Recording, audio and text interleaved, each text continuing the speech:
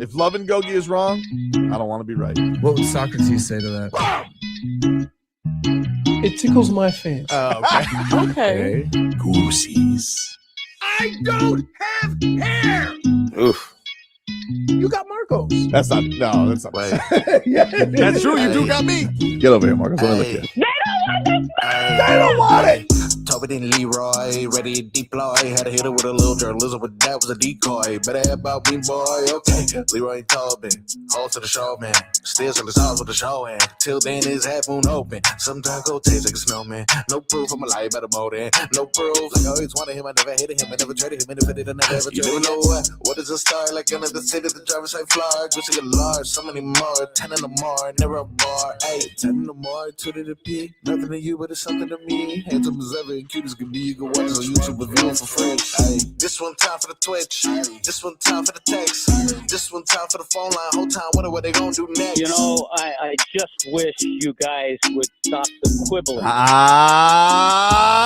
Morning, everybody. Tobin and Leroy here with you on FM 104.3 WQAM. Hello, Leroy. What's up? How are you? How was your Easter? It was lovely. It was lovely. Post-Easter got even lovelier because Frogboy's here. Woo! Wow. Am I allowed to woo for myself? Hey. Yeah, you can, Hey. yeah, sure. Woo! I was driving down the street and I meant to text Frogboy because I was like, Reptile Show is coming to the convention center. I wonder if he's starring in it. Okay. Wow. I said, I wonder if Frogboy signing autographs. Does the reptile convention show, does that in South Florida, does that not feel like the basis for all corruption down here? Oh, yeah, for sure. Wait, Like, and no black people? I don't know, dude. You know. I don't know. I know the last time. He always time the intangibles for all the invasive species. The last thing I golfed in, I had a kid that I was golfing with, him and his dad. He was taking his golf club and going around trees and flipping up all the stuff. I said, "What are you doing?" He said, "Looking for snakes." I'm like, "Really? Really? Color me terrified." How Yeah. many iguanas at this reptile show, you think? I don't feel like they sell iguanas. That's I feel not. like, You know I what? feel like iguanas are too common. I feel like, are they Yeah. selling them? Is that what's yeah. happening here? Like, Yeah. They're still doing tricks. no, I think you can buy No, like. wait.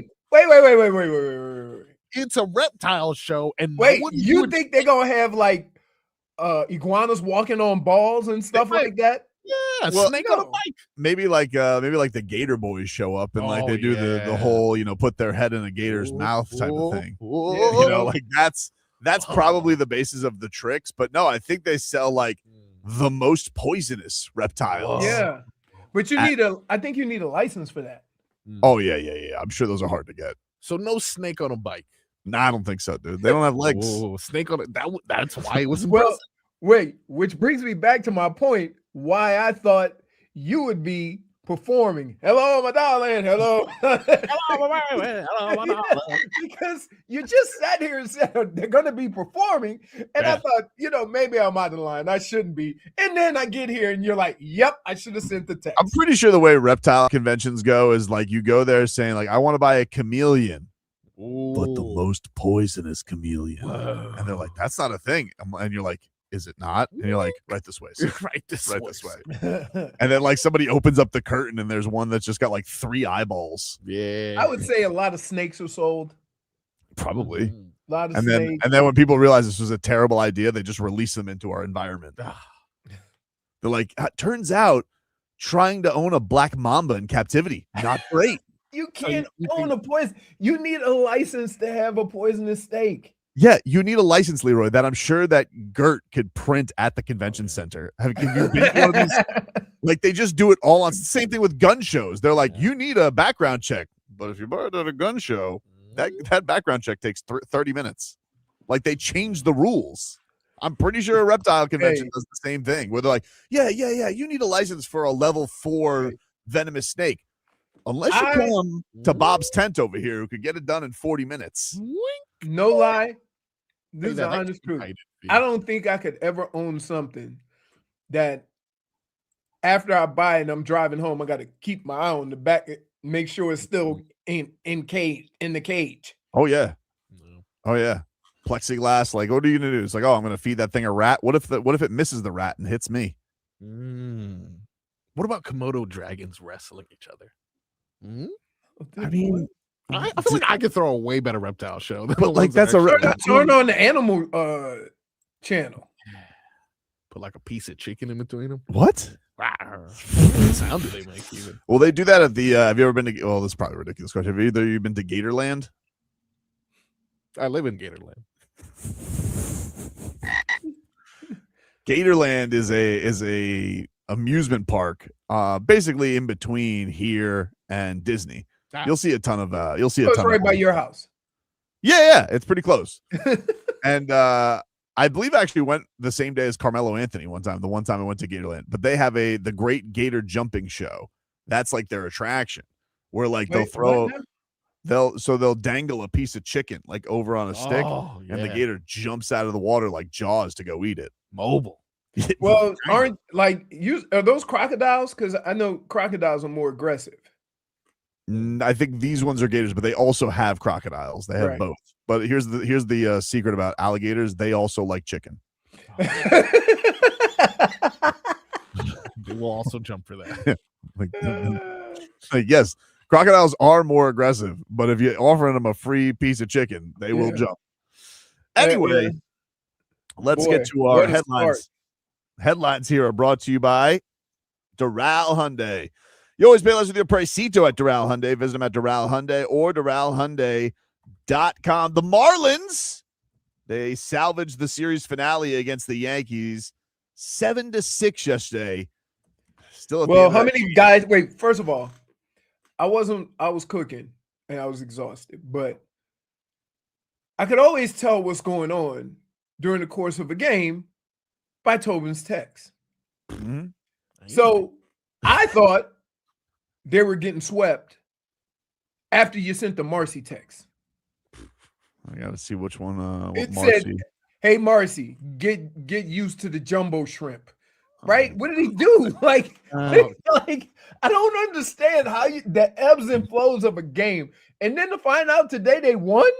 I texted on Saturday. Which Saturday. they lost on Saturday. No, Yeah. they were up. I dude. said, Jacob Marcy, get ready to learn Jupiter Hammerheads, buddy. Right? Like one moment. One No, moment. He's been bad all year. No. He's Okay. I think that's honestly, I come out of this weekend. I come out of it kind of encouraged, but also annoyed because I felt like the Marlins should have won that series. I Right. felt like they should have won that series. I think there was a little bit of squeaky cheeks because they go from playing in front of 3 people to 30,000, and you're like, whoa, fans, like this is a little overwhelming. Like the weekend got off to a really rocky start with Ayuri. He had a really tough start, and even in that game, the Marlins kind of had a moment where they could have tied it and gotten through that, and then the Yankees poured it on afterwards. So Friday was a lost cause. All right, no big deal. Saturday, they jumped out to a 4-0 lead. And you're just like, oh, we're in business all of a sudden. All right, blip in the radar. But look, the Yankees, I don't know if you guys know this, they're good. They have a good lineup. They have a good lineup. They're gonna make your pitchers work. They're gonna up the pitch count. They're gonna put them in tough situations. And that was basically the case on Saturday. Now Saturday, they come back. Marlins still have a chance. They showed guts. Sanoha tied it up for him. You're like, all right. But they weren't able to win it at the end. But yesterday, I was just frustrated because they start the game off and like they're doing this. So yesterday's game was weird because it was a 4.5-hour rain delay. It was supposed to start at 1:00. They didn't start till 5. So a 4-hour rain delay, excuse me. But either way, That screws up your pitcher. Your pitcher getting ready and well, this is what I thought. I thought like, oh, okay. So Paddock, they said, oh, Paddock's not going to start. And I'm like, all right. But then when I think somebody's not going to start, I think they're done. They're not going to pitch. And instead, they go with Fairbanks, their closer. They use him as the opener. I was like, oh, here we go. Raise the light over here. The opener.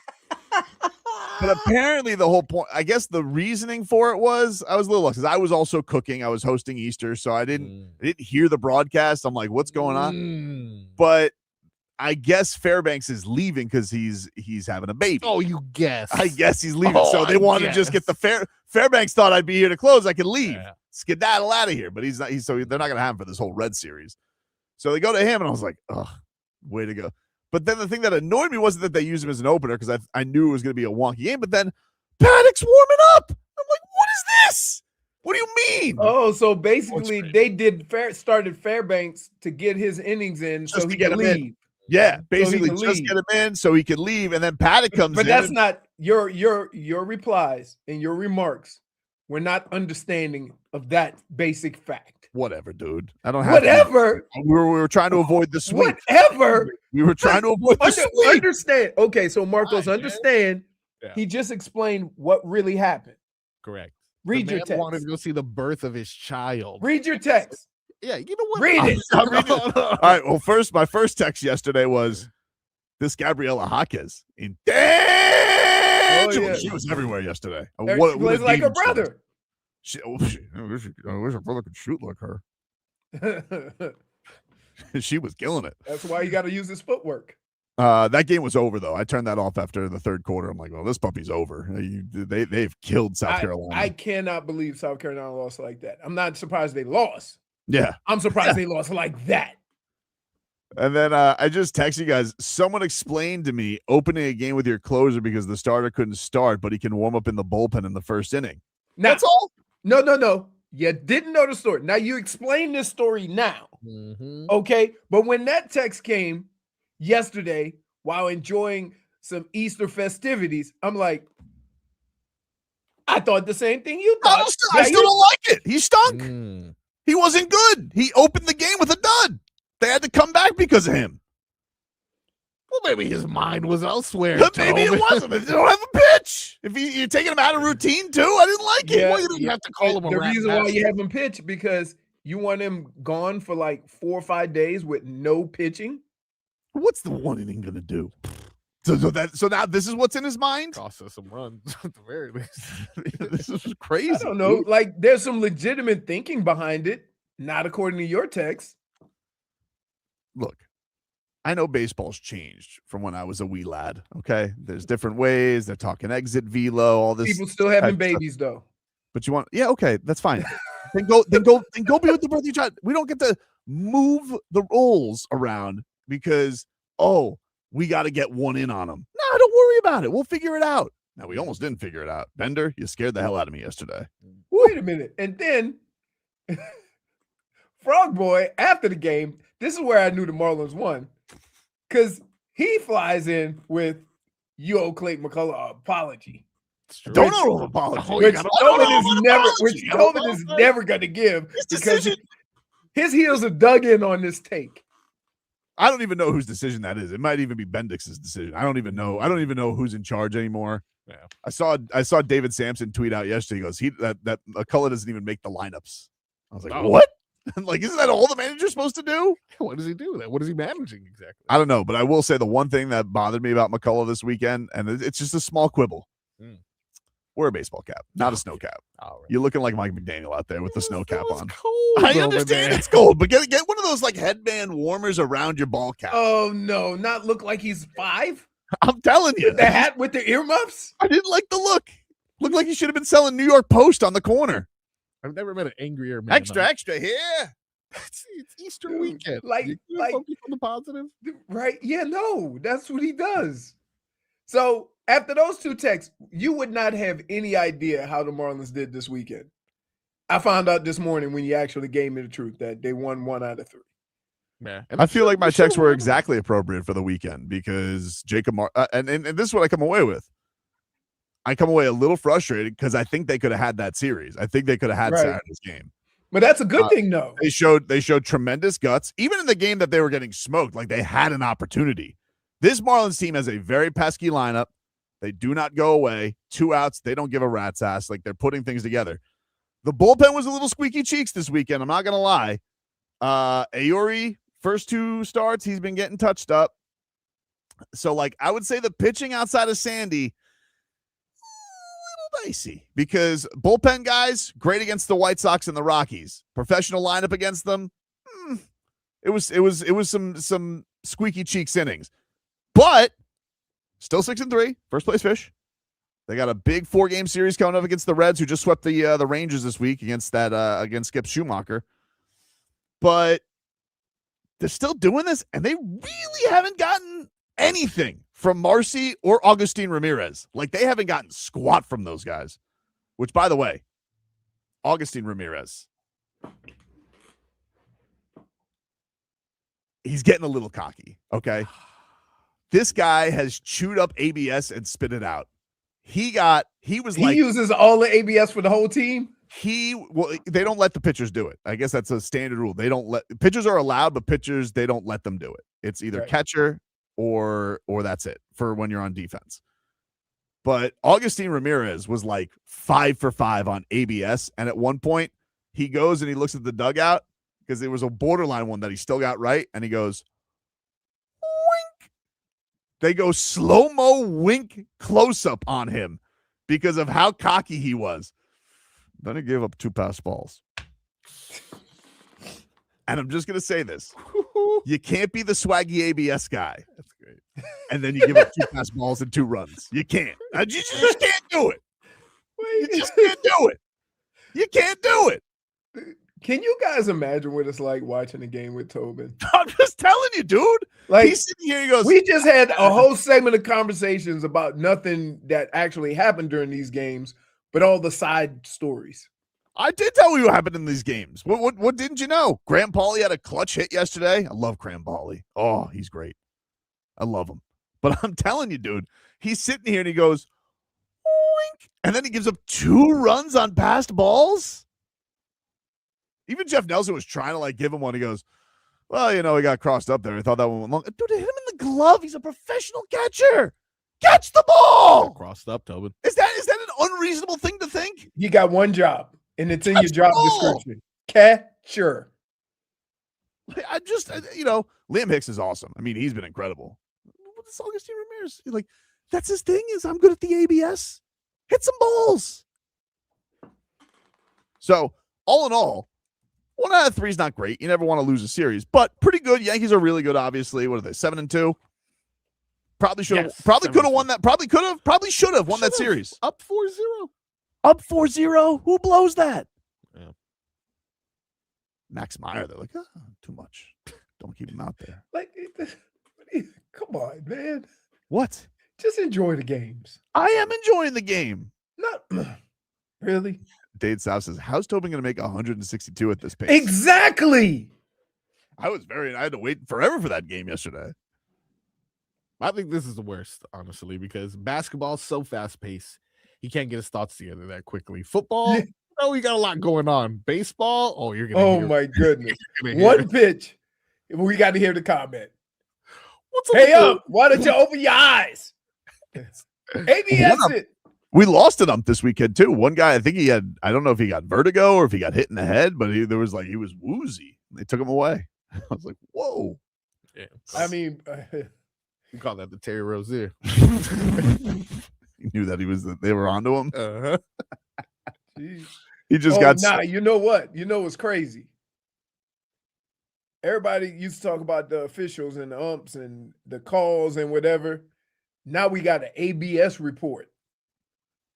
So when there's statistical that was records of you calling balls and strikes. The thing that was hilarious about it, the Marlins were so good at ABS. The Yankees are terrible at ABS. Every single time their hitters did it most of the time, and they just were always wrong. Because they blew their ABS in the second inning every game.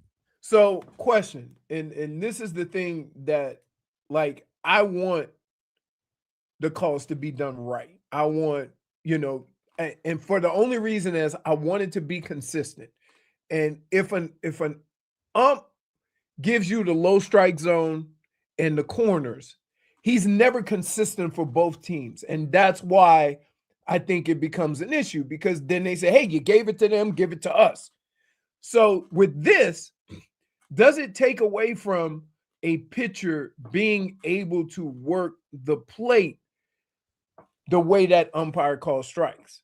No, Or I mean, now we're just standard. if anything, it doesn't, because Right, like that's what I'm saying. if you catch any part of the strike zone on the ABS, they call it. The only thing that it leaves your mind with now is if you blow it, then you're just like, oh well, could have ABS that one, but you blew it back in the second inning. Right. So It's hard not to think about that, but right. the Marlins are good at it. I mean, Augustine Ramirez is about the only good thing he did this weekend. He's great at ABS. But Everything that's the only cool. thing I hate, because I like, watching a baseball game and they say, oh, this guy really likes it up in the zone, right? It's up in the zone, but he'll call that, just below the belt or just, around, he'll call that a strike. And the pitchers have to work around that. That's part of being a pitcher, is figuring out how the ump is calling the game. Now it's the ump's fault because they've never been consistent with it. And so, I'm wondering if that part of the game is lost because of ABS, because that part is cool too. It's just a crazy thing because it's like the umpire, there's not a whenever there's a review on things in sports, it's always like the umpires have to gather, and you can just tell the umpires hate it so much because they all have to be like, I'm out, and then they all have to look at the screen and see what the robots say. And then if the umpire's right, you can tell like he's just like inside fist pump, right to the hitter. But if the catcher, he's like like it's just such a game within the game. I don't know if I like it or not yet, but it's I think definitely in our efforts to get it right, we know. But the crazy thing about it is, I think the hitters know more about that strike zone than the actual ump, because they know what they can and can't hit. Not necessarily, dude, because if you would have watched the Yankees this weekend, they're terrible. They're terrible. They think everything they're right all the time, and they're not. The guy, I mean, the catchers were much better at it. But I think the thing I'm like, this is where you use it. They'll use it on like a 2-2, or like a 2-1, and it makes it 2-2. And I'm like, in the third inning, you felt the need, like you can't get out of a 2-2 hole, like you can't get a hit, like it needs to be 3-1. So you only get how many ABS you get? You can keep going if you get it right. If you get it right, you get it. But if you blow 2, that's it. That's the game. Right. All right. I wonder if somebody on your team give you the stink eye if you blow ABS. Oh yeah. Yeah, you know what I'm saying? Like, wow, 25 minutes straight to open up on the Marlins, huh? Yeah. That's radio. That's gold back after this. WQAM broadcasting live from the Ed Moore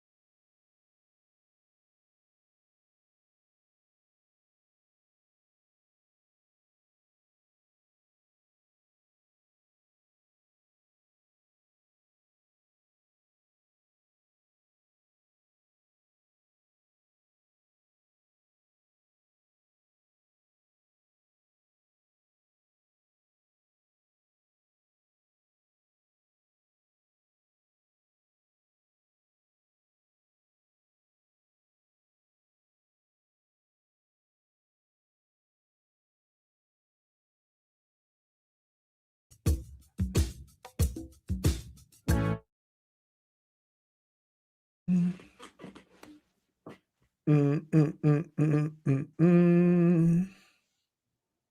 right, welcome back, everybody. Well, you guys, your Michigan Wolverines, they killed Arizona, huh? Whoo! Whoo! It was even with the guy hurt, he still came out and made 2 or 3 threes limping.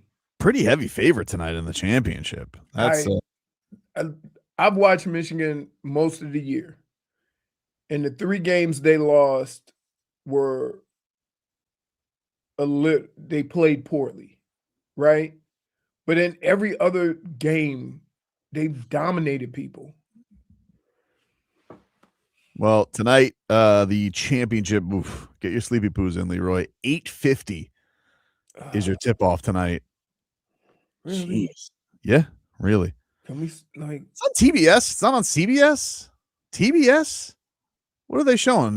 George and Mindy's wedding? Like what the hell have they got going on? That's like third tier, C tier. The Bigger Bang Theory? Like what the hell could they possibly be showing on CBS tonight that they're not showing the national championship? Young Sheldon. Yeah, like no, seriously. What the hell do they have going on? Dade South says, go ahead. he says, "Hey Geno, damage is done." Look, this guy is the biggest sore loser. I mean, he complains. I mean, it's like, as a coach, they tell you, we're going to prepare, we're going to do everything we can, then we're going to get ready for the game, right? But just because you do all that, a win is not promised. You're told that all the time, right? And they do it so you don't get discouraged, like, oh, I did everything I could to win and didn't win, I'm quitting, right?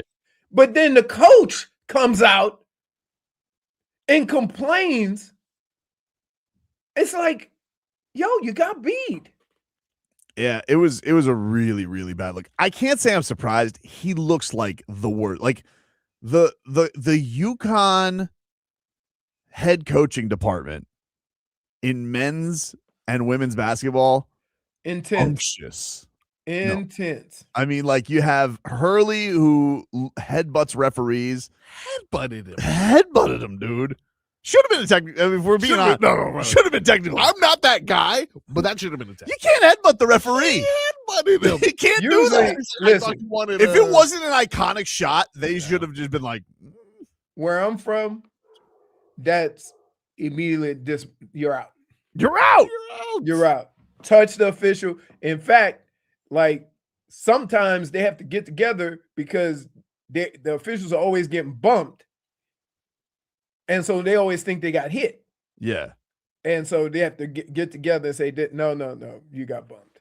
Like, yeah, I'm definitely rooting for you guys tonight. I would like to see him put in his place a little bit. And I like Dusty May, like we'll how could you not like it? Took FAU to the Final Four, and then 2 years later is winning the championship. Like, yeah, that's pretty insane. That'd be an insane run. But this he's the worst. He is like how could you win that many championships and be that much the worst? It seems like you should be more sportsmanlike than anyone, right? Because your job is secure. You've won championships. The ebbs and flows of basketball. But they go about it like we should always win. And if we don't win, something's wrong. Remind you anybody? No. Who? Your commander-in-chief. Oh, that's where you thought I would go? No, I just said that as I was talking about it, like if I don't win, something's rigged. Something didn't happen. Verhage. Panthers, by the way, officially eliminated from the playoffs this weekend. We see some of the. Let me say, they played some energetic hockey the last week too. Yeah, Penguins are putting it on them a little bit. Hey, I've only seen this a couple of times this year. Pittsburgh looks so much faster than the Panthers yesterday. Mm-hmm. I'm like, holy smokes, they're all over the place. Yeah. Maybe it was the yellow. God, that's Maybe it was annoying. D'Lo. That I is don't know. so. Oh my goodness. They put up 14 goals against the Panthers this weekend. Uh, It was tough. It was tough. it was tough. Tough one. But here's the thing. The Panthers did exactly what everybody wants the Heat to do. They're right into the lottery. The Panthers got a top 10 protected pick. So they could either use that, make another whale signing, or they could go get a generational talent to add to this. Like, Then everyone gets healthy. yeah. Come on. So this Bill Zito, he's like, He's good. yeah, he's like, that's tough. Bill Zito's probably been plotting this since Barkov went down. Even though I got to tell you, there in the last month, there's been a bunch of guys skating in Panther gear that I was like, who? Oh yeah, no. You gotta, And they say the dreaded word, call up. no, yeah. The flights from Charlotte to Fort Lauderdale have been aplenty this year. I think they just send them on a private jet. Just keep it load. Just keep it fueled, and in Charlotte. At least it's not Sioux Falls to Miami. Oh. That's a trek. But yeah, this Bill Zito, he did it again. He's gonna come out of this thing. He's gonna get a top 5 pick, and he's just gonna be like, oh, that's tough. It's like, oh no, 3-peat. And the thing is like, look, I see everybody. Is it true that the Lightning put up the tweet that the Panthers were eliminated, or did I get AI'd? Was that fake? Man, I mean, that's what the Panthers would do to the. I don't think we would. I don't think we would, but we're so rent-free. We're so rent-free in their head. The But Tide. I was like, I didn't even bother to check. I'd be like, I was too worried about the ABS. That's why. Oh, that's why. So I didn't even do double check on it. Crazy.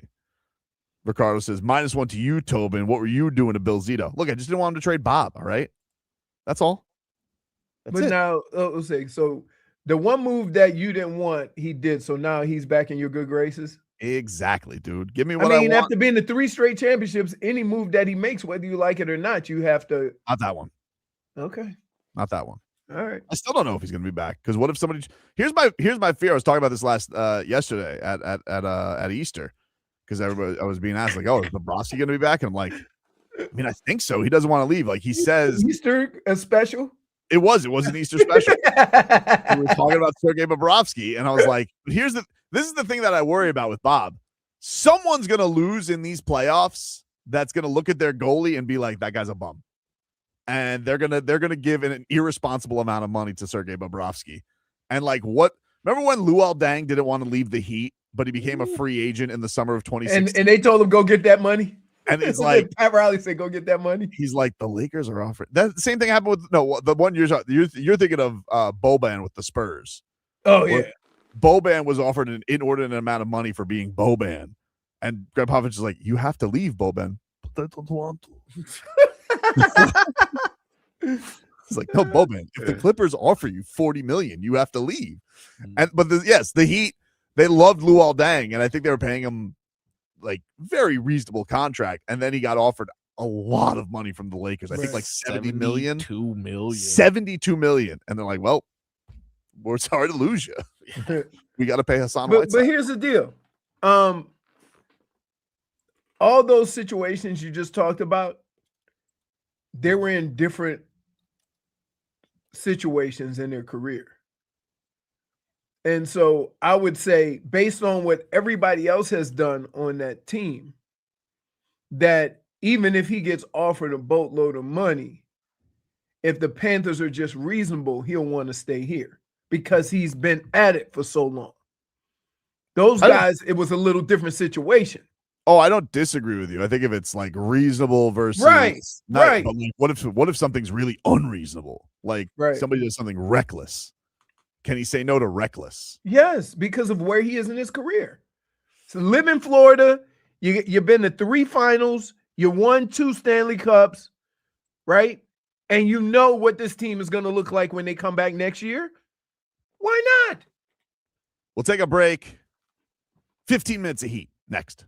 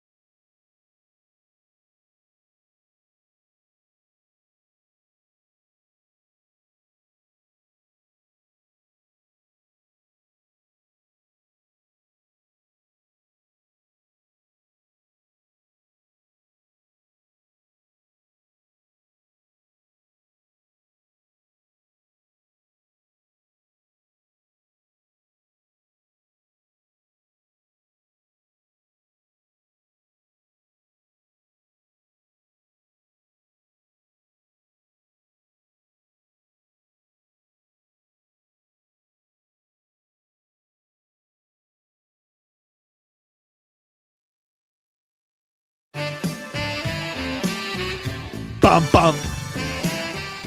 15 minutes of heat here brought to you by Doral Kia. You always pay less with your pricito at Doral Kia. Visit them at Doral Kia or DoralKia.com. As the Miami Heat, they won this weekend. They beat the Washington Wizards 152 to 136. Let's give it up for Coach Keefe, huh? Oh, look at that. Kept Bam Adebayo in check. Way to teach him a lesson, Coach Keefe. You got him. You got him, dude. You got him. What a job. Only 14 points for Bam Adebayo. All it took was you triple teaming him in the first quarter. Mm-hmm. Triple team. Like, that's embarrassing. Yeah. That's embarrassing. As if the Wizards weren't embarrassing enough. But to say, like, you know what we're going to do? We'll triple team Bam. First period. First quarter. Right out of the gate. Just like, how are you not I ashamed of told yourself? you they were going to say not him. Anybody but him. The problem is they didn't have any centers on this team. So Kel'el Ware decided, I'm my swatting time. everything. My time. Kel'el Ware with a monster performance in the win. 24 points, 19 rebounds, 7 blocks. It was 8. I think they initially said 8. They went back. They took one away. So everybody. I mean, he had one where he had 2 or 3 in the same. Yeah. No, he did that twice where he had 2 on the same possession where he was doing. I think he had 6 in the first half. Then he had 1 right out of the gate at a halftime, and then that was pretty much all for them trying Kel'el Ware. It was a great performance from him. Then alley oops. Yeah. I mean, it works well with Jaime because Jaime is going to get into the paint. Yep. And that always creates space for Kel'el. Jaime had a breathtaking game, 32 points. He was 12 of 18. Really was fantastic for Miami in this one. And they didn't move anywhere. They guaranteed themselves not having a losing season. That was kind of the only thing. They have 4 games left. They have 41 wins. But they're still 10th in Plainville right now. Oh, They are essentially 2 games back of getting out of 10th because Orlando is a game up on them. Now, they do have 2 games against Toronto this week. So Toronto is 7th. They could, get into this and muck things up. But what do you think Toronto's saying? Toronto's saying the same stuff you were saying 2 weeks ago. I don't know. Only a game and a half out of 6. Well, that's what everybody is. I mean, Right. that's the whole thing is it looks like Atlanta's pretty set, but everybody's 6 through 10. You're right there. I mean, it's just a matter of who could basically probably sweep the week as far as it's going. But as of right now, Miami is heading towards a 10 seed on the road against Orlando, and that means no playoffs for the Miami Heat. Like, they're not going to beat Orlando. How many games against Orlando do you need to prove if they can't beat Orlando? And why do we keep playing them? That's the last team I would want to play in the preseason. Yeah, well, they had to play him extra because they had to play him in Puerto Rico too. So they had an extra Orlando game. Then we got an extra play-in tournament game against them. There's been so much Orlando this year, and one thing we know: can't beat them. Can't beat them. They're just big. And Spo doesn't play Kel'el. I would say, I listen. I'm going out being big on big, and I'm coaching the hell out of Kel'el because that you've tried it the other ways. It doesn't work. Neither of the Olay twins playing on Saturday, by the way. Tyler Hero was a late scratch for personal reasons, and Norman Powell working his way back from a respiratory issue. He said it felt like he got hit by a truck. So he's sick. And man, put some Vicks Vapor Rub on your chest and let's go. What are we doing? What are we doing here? Just breathe, buddy. What do you mean? Just breathe. Wait. Oxygen's on. That's your game plan? Wait. Just breathe. Listen, Breathe, dude. Listen, I said something, but you went too far. Just breathe. Oh, just breathe. I got to put that on my list. Like asthma or breathing issues. You can't have that as a grown man. Turns out the other thing getting past him is viruses through his immune system. Crazy.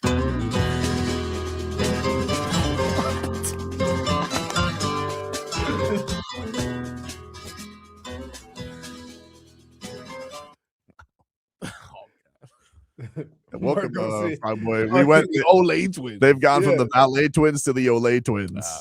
It's a beautiful riff there. Man, 30 games played for Tyler Hero this year.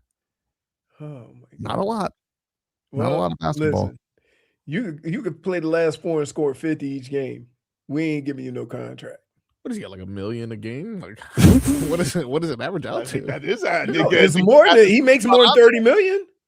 I think that is that's pretty spot on where he's at. So, it was good living this year for him. You better score 50 then. If I'm paying you $1 million a game, can we think of all the players in this league where there's probably a couple that get pretty close? Somebody making 70 million. That's almost $1 million a game. But look at that player. Yeah, probably like Devin Booker. Right. Probably like Devin Booker is in that realm. But is whoever signed the most recent extension that kicked in this year or last year. There's some big ones out there. Oh, yeah. Luka, by the way, I don't know if you guys saw this, but Luka's got a bad hamstring pull, grade 2, and they're saying that he's probably out at least 5 weeks. But now apparently he might go to Europe for some treatment. Like he may go international. Oh, that's sketchy. Dude. Seen this story before. Test him. Mm-hmm. I don't trust it. I've seen the Tour de France. Not clean. No, not at all. Not clean. A lot of disgruntled stars out there, though. I will tell you this. Mm-hmm. Giannis. I mean, I'm tired of them, though. That's Dude. It's enough already with Marcos. Get a room, those two. Marcos. Here's what's going to happen. Yeah. Book it, mark it, however you want to do it. Gotcha. Okay. It's already been booked and marked. No. Oh, let me finish. Marking again. So here's what's going to happen. The Heat are going to lose. Wow. Just like that, huh? Then I'm just telling you how it's going to play out. The Bucks are going to be out of it. Somebody's going to interview Giannis, and Tobin will be back. Mm-mm. Yeah, okay. Okay. Not. Okay. He got interviewed this weekend. He said the Bucks, what they're doing to him, he said, is a slap in the face because we essentially got a Max Crosby situation here where he wants to play and they don't want him to play because they want to have their record be the worst as possible. They're out of the play-in. They can't even make the play. I mean, they wasn't winning when he was playing, so why not play him? I don't know. I mean, but it's and I think they want to keep him healthy. They don't want a situation where like he blows an Achilles, they can't get a heap for him in the trade talks. So Giannis is calling it a slap in the face. Then they came back and said, well, we offered him to play 3-on-3. He wouldn't do it. And Giannis is saying it goes against my nature. So we have more public rift between these two. 3-on-3. Like to work his way back. Like they say, oh, play some 3-on-3 to work your way back. Well, if you know he doesn't do that, that's what you put publicly. You know what I'm saying? He doesn't do that. I think I think both sides here are doing a little grandstanding to see who really wants to be out there. So, they're back. Listen, these two will be cuddling and canoodling by the time we get to July. It's all right. It's enough of them. I'm tired of their act. I'm tired of the whole thing between them. All right. Giannis doesn't want to leave. They don't want to lose Giannis. Enough of this whole thing already. All right. What are we doing here? Sick of it. He doesn't want to leave. He not only doesn't want to leave, he wants to play for the Bucks so bad in meaningless games with both Antetokounmpos. Is he that friend that complains about his partner, and you're like, all right, dude. Yeah, but you're never gonna do anything, are you? You guys have 3 kids. Yeah, so why don't you shut up already? Just shut up already. Get it. You know what? Call me when you leave. Yeah. I don't want to hear about it anymore. Stop whining. It's annoying already. He's sitting here and it's like, oh my God. Oh, nobody wants to play basketball more than me. All right, dude. Well, what about that injury in the middle of the season where it looked like you just basically sat down? Mm-hmm. Come on, dude. And now we got to do this whole song and dance again. Please. Ridiculous. Sick of him. But he's available. I mean, you are not Hey, Marcos. you how to feel. Oh, okay. Marcos, I appreciate your honesty, my man. I appreciate it because you know Tobin. No, we're both honest. If he feels that way, I can't fault him for feeling that way. I don't feel that way. Okay, so I want Zion. can I just say, wait, let me explain. Can I ask a question? Sure. If the talks farther along get, and there's a possibility, how are you going to wiggle your way out of this firm position that you've taken right now? How am I going to wiggle my way out of what? Being a fraud. I'm not a fraud. We've already done this before. What I've said is, look, if he ends up on the Heat, he ends up on the Heat. I'm not going to be rooting for him coming to the Heat, but if he's on the Heat, I'm going to root for the Heat. Oh, okay. What am I supposed to do? Find a new team? No, not at all. Not at all. So you found.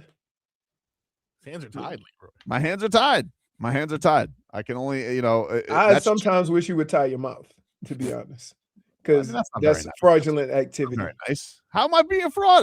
You're not sick of this too? This whole song and dance between them? You're not sick of it? It happens every year. We've gone through this with 5 players over the last 5 or 6 years. Not like this, though, dude. Not like this. Not Really? like this. Oh, I want to leave, but I don't want to leave. I'm a human, but I'm the hottest chick in the game. But it's a slap in the face. But I'm not practicing for the game. Like, it's just very fraudulent. It's fraudulent. That's all. Okay. Tell us about what people love golf. Oh boy, am I excited, because guess what? The PGA Tour is coming back to the Blue Monster. They're going to host the Cadillac Championship April 29th through May 3rd. And here's the thing. It's a signature event. There's only one of 8 of them. It's the top 50 on the FedEx Cup and the winners of last year. So you can be able to go out there and sit in one spot and watch all of your favorite players, from Scotty Scheffler to Rory McIlroy to Cameron Young to Ludwig Oberg, my favorite, Tommy Fleetwood. They're definitely going to be there. There'll be public venues, local bites, and much more. A new chapter begins. Don't miss your chance to buy tickets now at CadillacChampionship.com. The Panthers.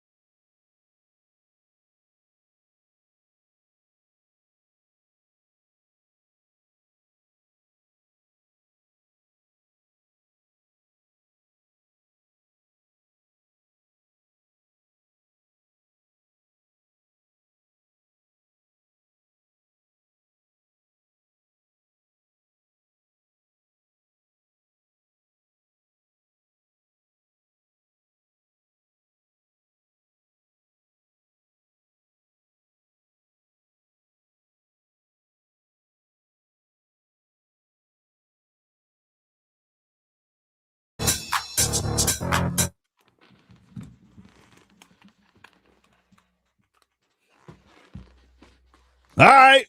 Welcome back, everybody. What is the worst thing you can have happen to your neighbor's house while you Flood? living Termite. next to it? No. New Oh. roof. Just because of Oh, construction? The know it, right? The dog's going crazy all the time. Ooh. Yes. Constant. Yeah. And they start early. Well, I feel like my answer should be considered though. what was yours? Termites. Termites is bad. Yeah. If you had termites, I would be Oh. like, oh, Neighbor When they has got to bomb the house.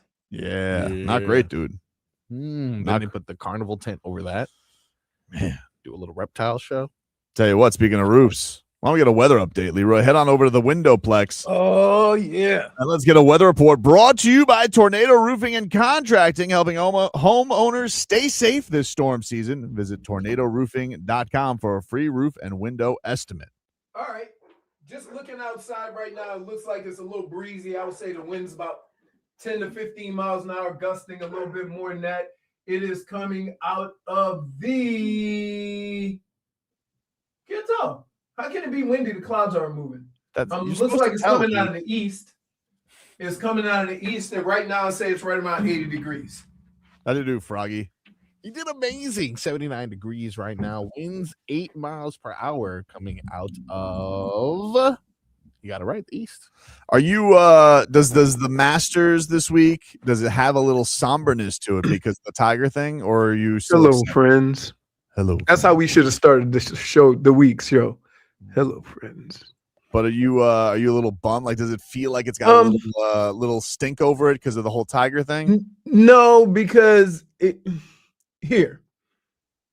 when Tiger plays in the Masters now, it kind of has the same feel when Jack played when he was older.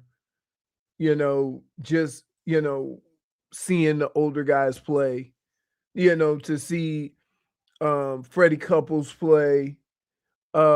It's nostalgia more than anything. They're not, you don't really consider them, give them a chance to win. Now, Jack won when he was 46 and it was just out of the blue, but with Tiger, I don't think Tiger has shown in the last 5 years that he can play 36 holes and walk. Well, no, he definitely hasn't, but it was still exciting, the idea that maybe he was going to try and play, and the reasoning for him not playing now wasn't health. I mean, like, this felt like he was going to make at least an appearance, and now it's like, Here's the deal with Tiger. I think because he's Tiger, we maybe overlook a lot of things that were noticeable, right? Like the first few times, oh, that's Tiger. He don't have a problem or whatever. And the more these incidents start presenting themselves, then you realize, oh, he's got to do something about this. And when he talks about,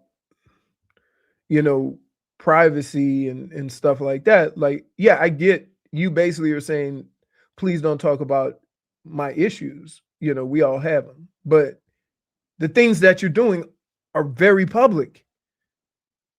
This is not a situation where you're laying at home and you maybe take too many pills or whatever. And then you find out, oh, I need to get some help. No, this is you're crashing cars. You're doing, things that are dangerous. also, who like among us, like, who needs privacy less than him? He's had more of the most embarrassing public scandals. Correct. Like, what's left on him? What Right. could be possibly left for Tiger Woods to need Right. privacy over? I think it's We have just the Perkins story. Does it get any more? Like, once you hit the Perkins story, right. I don't think there's anything left to value. You're like, Correct. come at me with all what But like when I was thinking about this, of Tiger doesn't want a driver because of privacy. What? Like, how? Tiger, do we all remember the Drape press conference? right. What's left to protect? Right. Like you should have been dressed down to the skivvies at that point. I think I would also say this. If you want your life to be more private, then you need to be more discreet yourself. And when you're being discreet yourself, these are things you don't do in public around people, right? Tell you what, he has given us a lot of internet jokes. Oh my good. Did you see the one with him and John Daly in the golf cart? No. One saying "hold my beer" and it's bouncing around there driving crazy. Man, the internet is undefeated. But I would say, I think most people who have watched Tiger, I remember watching Tiger, believe it or not, when he was in high school, he played in the Honda Classic at Weston Hills. And me and Jason Duffner went and followed him around. That's how long ago, I remember seeing him. And I would say to the people that have watched him and were amazed at everything that he did in golf, we need that same energy in him getting to a better place. Because I got to tell you, and I've told people this over and over again,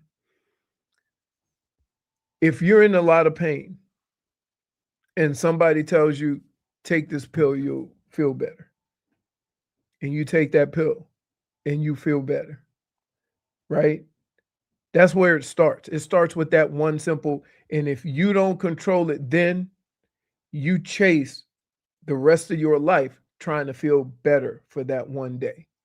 And that's how it gets there. Now, what I've learned is I got to keep moving, right? I got to be active. And those things have helped more than any pill, because guess what? First is one pill. Then you got to take two. Then it gets to the point, if you let it, that you chewing them things like Tic Tacs to where you took two and you got two in your pocket for the ride home. So, like, it's a serious thing. So raw dog in the pocket, huh? He didn't have like a little holster for him. No. So I mean, clearly he doesn't make good decisions. So while we're having memes and making fun, He's got like a Monday, Tuesday. like he's chewing oxycodones from a Pez dispenser. Right? Like, come on. So, like, while we're making fun, I can like sit back and try to tell everybody that it's not as easy to get over as one would think. I'm a jackass. I'm stubborn. So I was like, enough of this. But everybody doesn't have that. And if I walked to anyone and said, if you take this pill, it can make you feel better, and that'll last for 4 hours. Then you take one pill and it only lasts 3 hours. Now you got to take two pills, and it just keeps going till before you realize that you're taking so much stuff just to feel better. Now add pain. Add the surgeries that he's been through, right? Like, we see it all the time. We see it with stars that work 17 hours a day, can't get any sleep. Then they start taking drugs to go to sleep. Yeah. They Right? get the wrong doctor. Doctor finds a gold mine. Right. And that's how it goes. So while we sitting here looking at Tiger, let's first of all think of it. Any one of us could be going through this. Anybody could be. There's a lot of people that aren't Tiger that struggle with these same issues. And so he's got real people problems. I say, no matter how much money you got, no matter how famous you are, you still part of the statistics of life. Yeah, it's not even also just the addiction problems. It's like the idea that he's also got more resources than anybody to make sure that he can do it safely. You know what? I used to tell people, and if those are his excuses around of like, oh, it's privacy, it's like, that's bull bleep. No, come on. Wait, I used to tell people all the time. I say, a guy who smoked weed in high school, then he gets to college and smoke weed, then he is a first-round draft pick. Y'all out here saying that he should know better. Now he got to quit that now that he making all that money. No, that means now he can buy the good stuff. Yeah. He ain't got to buy that. He ain't got to buy that yard weed. Sometimes you buy a farm in California and Right. do Zoom interviews. Exactly. So like it's I mean, it's life. It's life. I hope, from a life perspective, that he becomes aware and finds other methods to deal with his pain and his demons, right? Because that's the truth. And the first thing you got to do is admit to it, right? Like, you try to be a doctor or somebody and tell somebody like Tiger Woods, you got a problem, with as committed as you've been to something, with as committed as you've been to golf. Now you got to say, this thing, this pill controls you. You don't control it when you have controlled everything in your life. That's a hard thing to admit. So he's going to go through some stuff now. Take a break here on the program. This Mike Florio. Oh my goodness, Tobin. No, it's just enough of him. Like, can he just leave the Dolphins alone for 2 seconds? Back after this. Eden Panthers.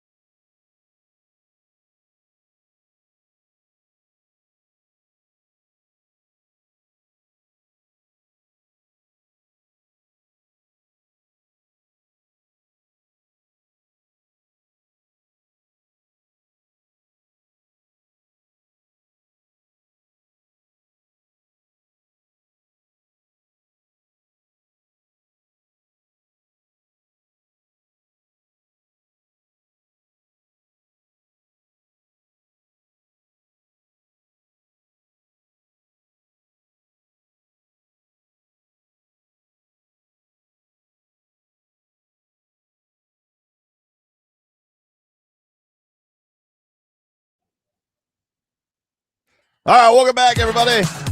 Tobin and Leroy with you here. Man. 443 WQAM. Comments are crazy. What are they talking about? Well, it's just, I think a lot of times people don't understand what addiction is. Addiction don't care about how much money you have. A poor person that's addicted does cheaper drugs, probably more dangerous drugs. He's had a lot of addiction problems. I mean, he's had addiction problems to sex. He's had addiction problems to alcohol. Sometimes we place addiction on choices. Like you choose to be that person. And then afterwards, it's acceptable to say, I had a problem. Right? And so I don't, the first time when he had that press conference about cheating on his wife, I didn't fall for that. Like, you made a choice. You made a choice to, do those things. And so, but with drugs, it's different because drugs do not know how much money you have. Drugs don't know what your status is in life, right? It don't matter how rich you are. It doesn't matter how many people know you. It doesn't matter about your fame. In fact, famous people, it's accepted. Yeah, it's if probably you own drugs. It's probably the most dangerous, for a thing that can grab a lot of people, for a guy who's already got a lot of issues with containment of limits. Right. You add on top of that with all that, it's probably a recipe for disaster with him. Right. That's why but I think it is also on the part where while you can have sympathy for the problem, you can also, I think people get a little exhausted with, but you have more resources to avoid problems. But again, well. I'm not even just talking about getting out of addiction. I'm talking about keeping other people safe because of the choices. Correct. That I think there's not a lot of leeway with that, And that's I think the part of it. I think being in the environment that he's in up there with he's basically he's literally like he's the king up in Palm Beach, and so anybody and it literally is the things going on. He goes, now just talking to the president, like immediately it's like what can we do to fix this, king? What can we do? I got you. It's like immediately like we're going to try and get this problem to go away. And listen, probably for the case, it probably will go away as far as the arrest is concerned and all that, the legalities of it. I'm sure he's going to get sued by the guy he clipped, but they'll settle that and it'll go away. So that's the real question is there ever going to be a thing that makes this stop for him? Right. And I don't know. Because the evidence so far has been no. Shame doesn't, pain doesn't. Nothing really has made him make better decisions. And from the standpoint of that's what money does. Money makes you not have to deal with the consequences of your actions. And I think that's the part that he hasn't had to deal with. But the other stuff is real, right? Going to another country and being able to do it in isolation almost takes that embarrassment factor out of it. I think sometimes when you have to deal with it on a daily basis, you become more aware of the situation and take the steps necessary because there's a lot of people looking down on you and disappointed. And he avoids all of that by going somewhere else. You know what I mean? He don't have to deal with his kids. He don't have to deal with his ex-wife. He don't have to deal with, all the roles he holds in the PGA Tour. He don't have to deal with the other golfers. He doesn't have to deal with his friends. Sometimes those are the things, either the support that they give you, right? Or the look of disgust that they give you that pushes you in the right direction. Like, your mom ever said this to you? I'm not mad. I'm disappointed. Yeah, but the truth of it is that maybe with the people that, he is closest with, but the truth of it is if Tiger Woods showed up, because nobody got hurt in this regard, if he showed up to Augusta, he'd get a standing ovation and everybody would love him. nobody Agreed. would. No, people would be wearing. I don't know what the dress Agreed. code is in Augusta, but I saw the first tournament that this happened. People were wearing mugshot T-shirts of him. Like the truth of it is, like the golfing audience is not going to Correct. shame him for this. Correct. It's the masses of like, hey man, this guy continues to seemingly spiral with these problems, whatever they are. Who's going to be a real friend? Right. Who's going to be that real person in his life? Everybody says, I get mad. Everybody says I'm real close to Tiger. We talk all the time or whatever. Are you? Because I know I have friends, and if I'm going through something or I have a friend that's going through something, I'm like, yo, man, come on. What we doing? What are we doing? You know who I want to tell that to? Huh? You know who I want to tell that to? Who? Mike Florio, dude. What's this guy doing? He's ruining my fun. Like, I really am just sick of him. He released a draft. So like Troy Aikman did an interview this week. Our beloved Troy Aikman, the guy who's here to save. Oh my goodness. Troy Aikman is here to save. I don't know if have you heard this, Frogboy? Troy Aikman is here to save the Miami Dolphins. Finn's lifer, by the way. Finn's lifer. Like he was in this 2 week. days. No, dude, listen. He is now full aqua and orange, right? You think Jerry's jealous? He called Jerry out in his latest interview. He called him out. He's like, they didn't give me a shot. The Dolphins gave me a shot. He didn't have to say that. He didn't have to say that. Throw it in there. But he's just like, boo, just to let you know. Because he's always he goes, when we retire quarterbacks, we all think we can run a team at some level, but nobody's really asked my input with the Dallas Cowboys. You know why? Because Jerry's got the input. That's right. So he's now saying you do that way too good. like it seems like he sit in front of the mirror and practice Jerry. He's just every time I hear him talking, ugh. Right. But Troy Aikman did this interview with Clarence E. Hill of DLLS Sports. I think that's it. I think that's like a short for Dallas. Dillis. And he said that he is going to continue working with the Dolphins. He says, quote, I'll continue to help in ways that aren't yet to be defined.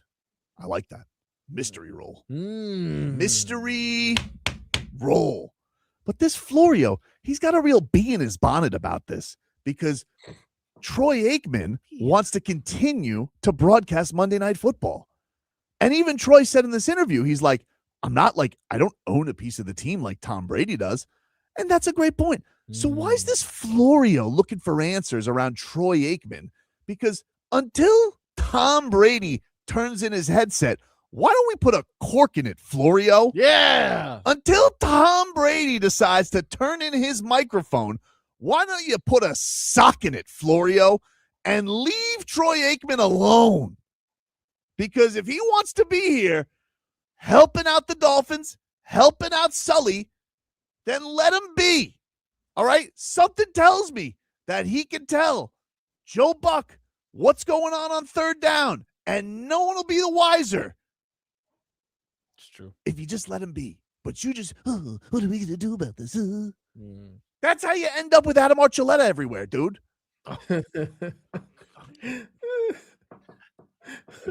He said to Clarence Hill, he said, I will say I'm pulling for the Dolphins because I have something at stake. I think they hired two really talented, wonderful people, and I think that's going to prove itself out. But yeah, I'm pulling for them. I want to see them do well because I feel like my fingerprints are on it as well. Oh, they are, Troy. Trust me. If you give beers to Halfley afterwards, all right, and you hobnob with your own beers at the national championship, that means your fingerprints were all over it. All over it. I like that Troy Aikman's around. You want to know why? Too much mediocrity around here. Too much just lazy river coasting around here. Needs somebody who wants to keep him to a standard. And when Troy Aikman went out there on Monday Night Football and basically told everybody, this Dolphins franchise is horse bleep. Oh. And called him out. And you know what he did? He didn't just say something. He did something to fix it. And this Florio is trying to say, what's the NFL going to say about this? Me. Nothing. That's what they're going to say. And they shouldn't say something. The Dolphins deserve to have somebody who knows what they're doing around here, lingering around the franchise, and you already want to ruin it, Florio. the NFL declined to comment on Troy Aikman's role. I'm commenting on it. Guess what? He's going to broadcast games, and he's going to help the Dolphins. If anybody's got a problem with that, they can come see me about it, all right? Including you, Florio. Why would Florio. So my question is, without a role on the franchise, what's wrong with him doing games? Because as an analyst, you're basically analyzing that game. Well, I think basically like Troy Aikman in this podcast, right? And podcasts, they're always ruining everything. It's true. But, these podcasters get around greatness, and then all of a sudden the greatness wants to spill secrets. So he said, I think the Dolphins were wise in understanding my relationships around the league and knowing that I have information they don't or can't get. And I think they were smart in taking advantage of that, whether it was through me or through somebody else. So he knew things. Troy Aikman was saying that he knew things. All right. Which doesn't help his cause. It does help. You want to know why? Because I'll hear you out. Here's when I'll hear you out, Leroy. You want to know when I'll hear you out? I bet you can guess. When Tom Brady turns in his headset. Oh, that's Because right. if Tom Brady's allowed to own a team and do whatever he wants, then I don't want to hear a peep out of Florio, the NFL, or anybody if Troy Aikman has an undefined role. He doesn't even have a definition. Here's what I would say. I would say to the NFL, it's awesome having these people involved in football. Tom Brady had a deal to do television before he was done playing football. I don't know what his role is with the Raiders, but I would say to have these guys who everybody knows being able to have an input with a franchise is good for football. Now, when Troy Aikman says, I know things that I hear from people, you gotta be careful with that. I like that. No, You but want- you do have to be careful with that. Because now think about this. If you know Troy Aikman is working with the Dolphins and you're doing a game, right? And then you do the production meeting, how honest are people going to be when they know that, hey, you work for a different franchise? Don't know. Doesn't matter. Doesn't matter. But that's why you just have to be careful with how you put stuff out there, Troy because Aikman's now you're affecting the job that you currently have. Yeah, but there's a certain point where you got enough cachet. Like Troy Aikman doesn't need you to give him any type of notes. He can But then don't say it then. But then Mm. why say it? That's all I'm saying. Yeah. Why He even wants put to- it out there as a Just wanna know why? possibility? Because he probably is like, oh, you guys didn't think I knew things? I know things. Troy Aikman's just Alright. saying, I know things. You know? Alright.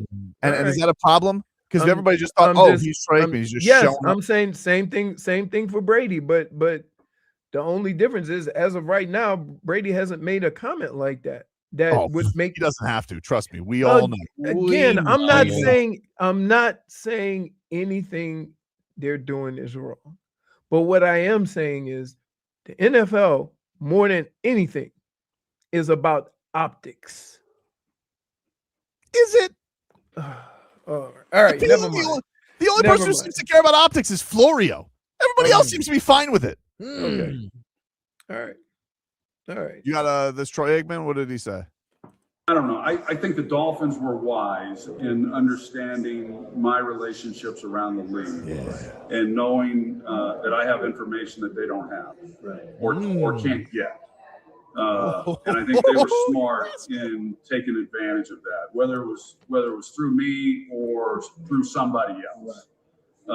The Cowboys have never elected to do that, at least with me. Maybe they have with others, but no, I don't feel there's a conflict. But I will say I'm pulling for the Dolphins, and I know that because now I have something at stake, and I think they hired two really talented, wonderful people, and I think that's going to prove itself out. Now, 26 is going to be a tough season because of the cap that took a big hit when they let Tua go, but. Time will tell, but yeah, I'm pulling for him. I want to see him do well because I feel like my fingerprints are on it as well. Damn, that's cool. Okay. So let me revise. Let Okay, calm He's- down. He's locked in, guys. He's locked in. Calm down. What? Let me see if I can, after hearing it, let me see if I can give a better idea of what he's talking about. Okay. So, do you think that Troy Aikman would have a better idea about Halfley and about the GM, right? Because he either interviewed them or did a bunch of their games. Yeah, he got the recommend on him. So that's I think that's where he's coming from. The interactions that he has with all of these people in the NFL in these production meetings and talking to him and coming in, he has access to the qualities of more people in the NFL than the Dolphins would. Yeah, they were flying blind all these years, and you want to know why? Well, they just didn't have the same access. That's all. They don't have anybody. Nobody has the cachet of a Troy Aikman, you know. Nobody has the access because he does games. Yeah, but he's also got cachet. Okay. You gotta have cachet. Oh my You know? God. I'm telling you something right now. We're gonna cash in on this cachet, dude. We're gonna cash in on the Troy Aikman is here to save the Dolphins. I'm telling you right now, dude. This guy's gonna get a Super Bowl ring. All right. He's here to save the Miami Dolphins. And you want to know something? Didn't even oversell it. He's like, it'll be a tough year this year. Yep. But he knows. Yep. Foundation's being laid. All right. Troy Aikman's here with his hard hat on. Exciting. It just transfers to every sport. Except for Florida. It just transfers to every sport. Yeah, you're right. This Florio's just ruining it, you know? Unbelievable. Snitch. He's a snitch.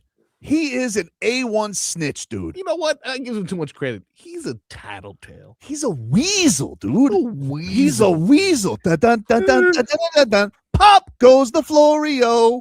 No one will comment on my emails. Punting. It's just like, stop with your weasel. Hey, how about you let Troy Aikman live his life? Florio. Oh, I'm sorry.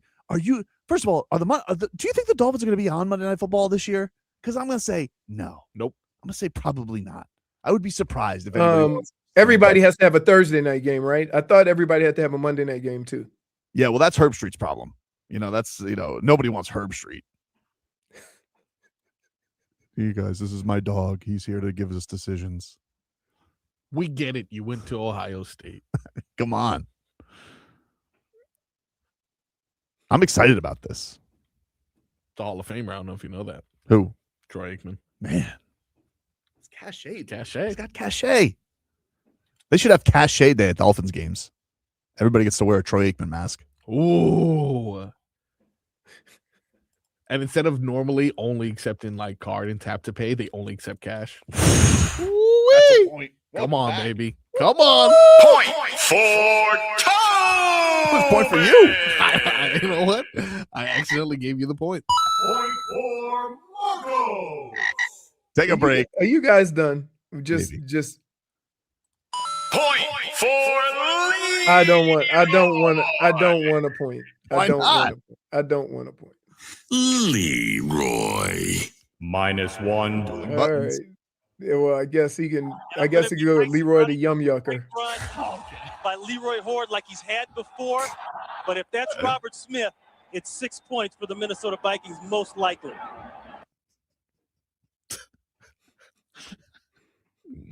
It's good to have you back here for a day, man, Take a break. Leroy's game balls and game bums.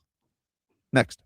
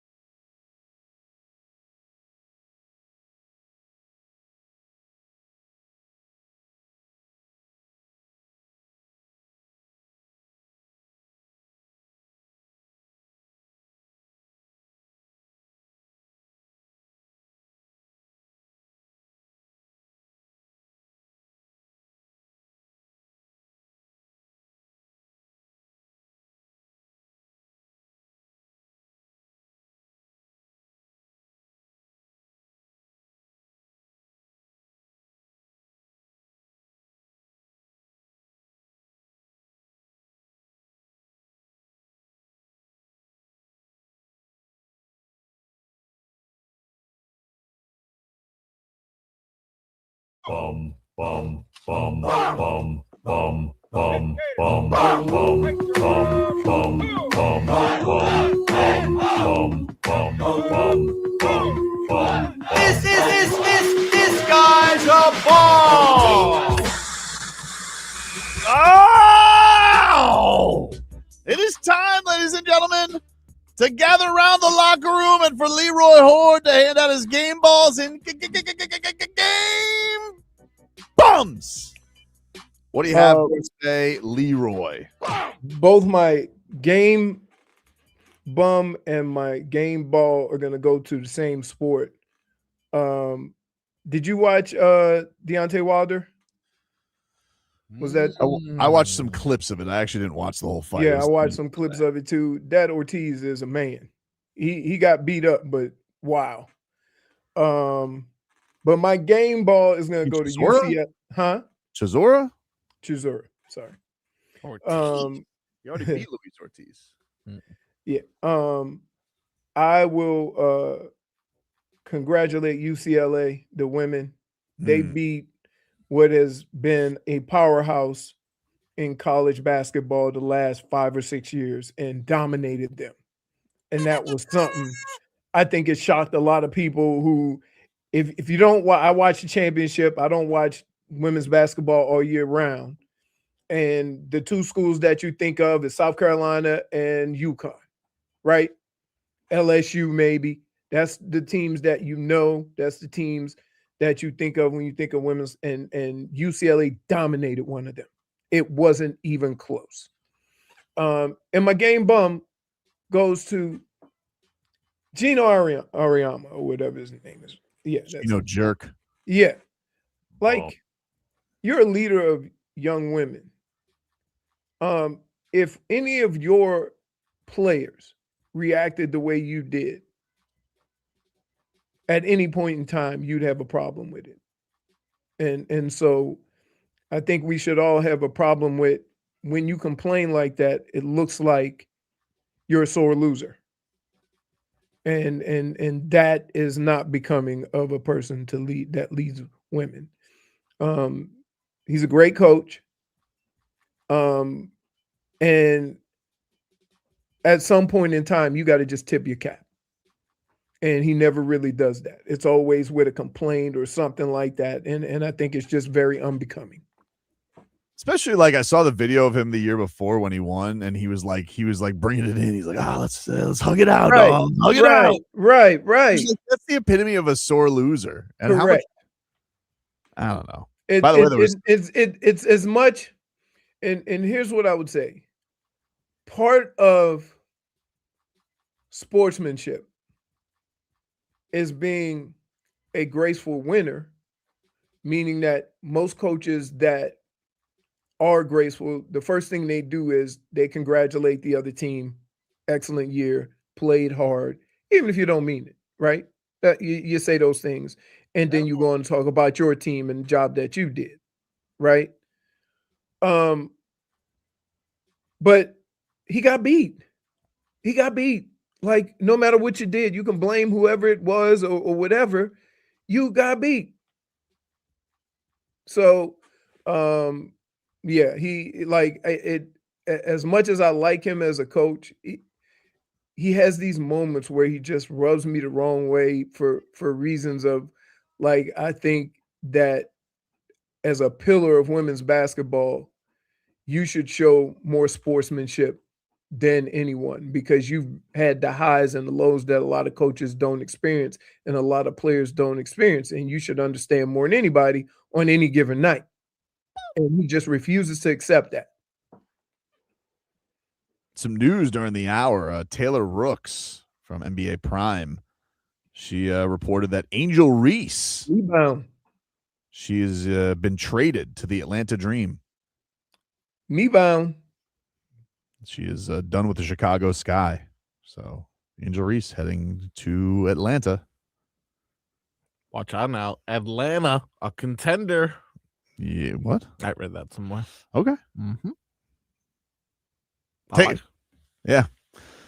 Take a break. Come back, get you caught up with your headlines. Marlins getting back at it today with a 4-game series. The Heat, I don't know. Take a break. Back after this.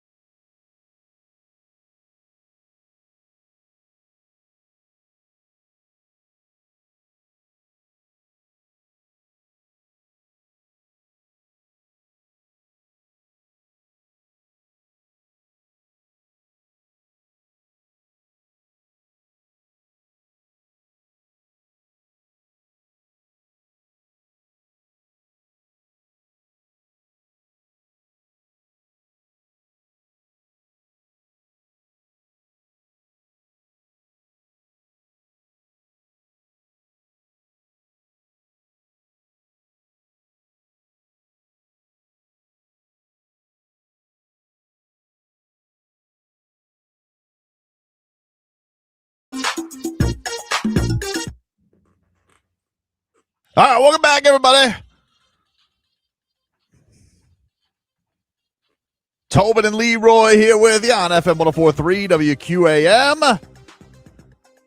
Let's get things rocking on this third hour with your headlines. They're brought to you by Doral Hyundai. You always pay less with your Pricito at Doral Hyundai. Visit us at Doral Hyundai or DoralHyundai.com. The Miami Heat, they're back at practice today. They will be back in action tomorrow. They got a couple of games with the Raptors. Raptors Tuesday, Thursday. Wizards on Friday. And then they will close out the regular season on Sunday against the Atlanta Hawks at home. That'll be the final game. Congratulations, by the way, to our pal, the legend, Mike Biamonte. Mikey B. Mike B got his send-off this weekend, got a golden microphone. Did you see that, Leroy? Yeah. Are you sure? It didn't sound like you did. I saw a picture. Yeah. Oh, yeah. Oh, sure. Yeah. Oh, I like Mike B.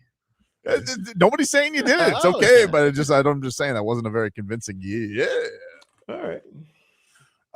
He got a golden microphone. I think the thing that I love the most, though, when he got his tribute, it was not boots on the ground for this one, but on television I saw it where Spo comes over after he got his little nod at the second quarter. Spo gave him the hug there. I thought that was goosies. That is goosies. How many times do you think they've hugged? I don't know. I don't imagine a lot because I think they're both busy. That's what I'm saying. I think they're very. He took time out of his schedule. Schedule. I mean, he walked over to him. He's 4 feet from him. Like it's a super busy. They could hug a lot more. Like I'm more than sure they've had words. They've been standing 4 feet from each other for what, 19 years. He's too busy doing the hustle. You think Spo and Mike B have ever looked at a guy who's really annoying sitting between the Heat bench and the Heat scorers table, and they're like, "Look at this guy. Look at this guy over here, super annoying, right?" Oh, great DJ Khaled. Well, they did a cool thing. They had him at center court to do the intros. Like they had a microphone out there, so he did them in the middle of the court to do the intros for the game. And then his family's there. He gets a golden microphone to close things out. I don't know how we're gonna do this without him, man. I got to be honest with you. Yeah, no way. I got to be honest with you. I don't even. How do you replace? I mean, it's the only person other than the television guy that has been there from the beginning. So we've never had it any other way. I think he missed the first few. I don't think he's an original. He's not OG. He's basically been there since the beginning.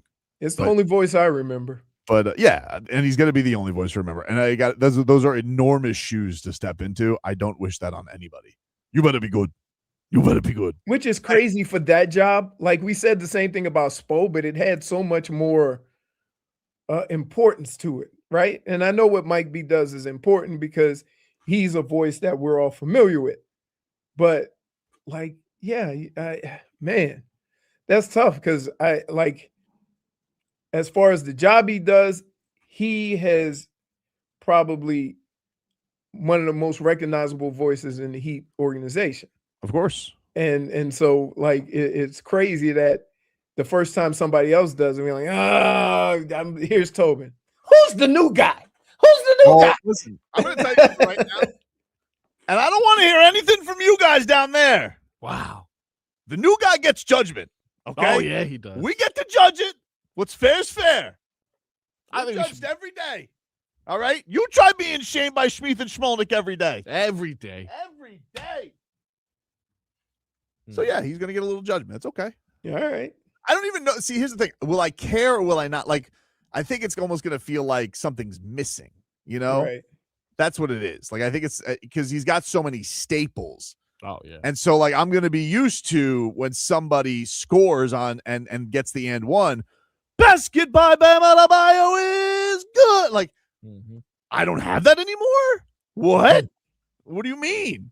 Or if somebody travels and somebody doesn't say too many steps, what am I going to do? Like, he's going to have to say his own thing.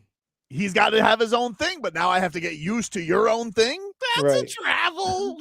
Like it just doesn't. That's a travel again. Oh my goodness. Yeah, listen, he's got big shoes to fill. Why do we have a parrot doing it in my brain? But we also, but wait, We also thought the same thing about Spo.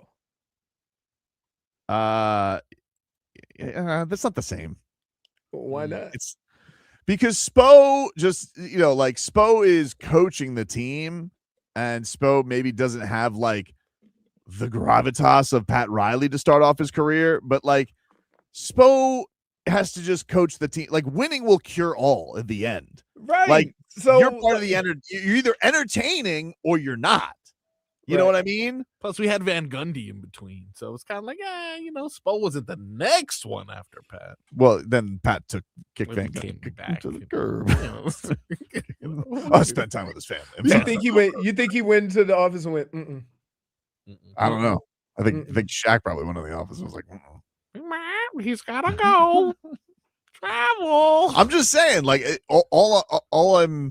it's not going to be easy because it is part of it. I do think the PA announcer is more in the game because they call every basket. You really are part of like the entire experience there. I think we should go with a girl, like Siri. What? Yeah, that's a robot. Yeah. So have an AI do it. Yeah. Bam. Adebayo. Yeah. Save some money. What? Yeah. That's a terrible idea. I'm cutting back. Why? I've hired a parrot and AI. They already got rid of Banana Man. That's a travel.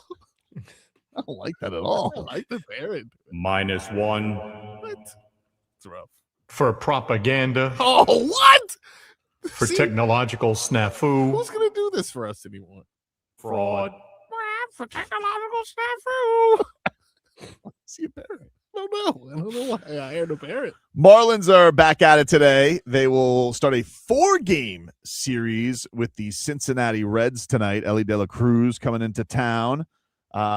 Jansen Junk on the hill today for the Fish. That is on the FM. That is a pitcher name. That is on the FM dial tonight. So if you guys want to listen to that, 6 o'clock, Marlins on deck. We'll get you going. A 6:40 first pitch from Lone Depot Park as the Marlins salvage the series finale against the New York Yankees. They're 6-3 on the season. So I don't know if I should be happy with that series or disappointed. I don't know. I liked how they played. What's that victory, moral victory? Do you accept moral victories? I don't think I do. I don't think no. I don't think I do. But we should have won. We clearly should have won, so you're not happy.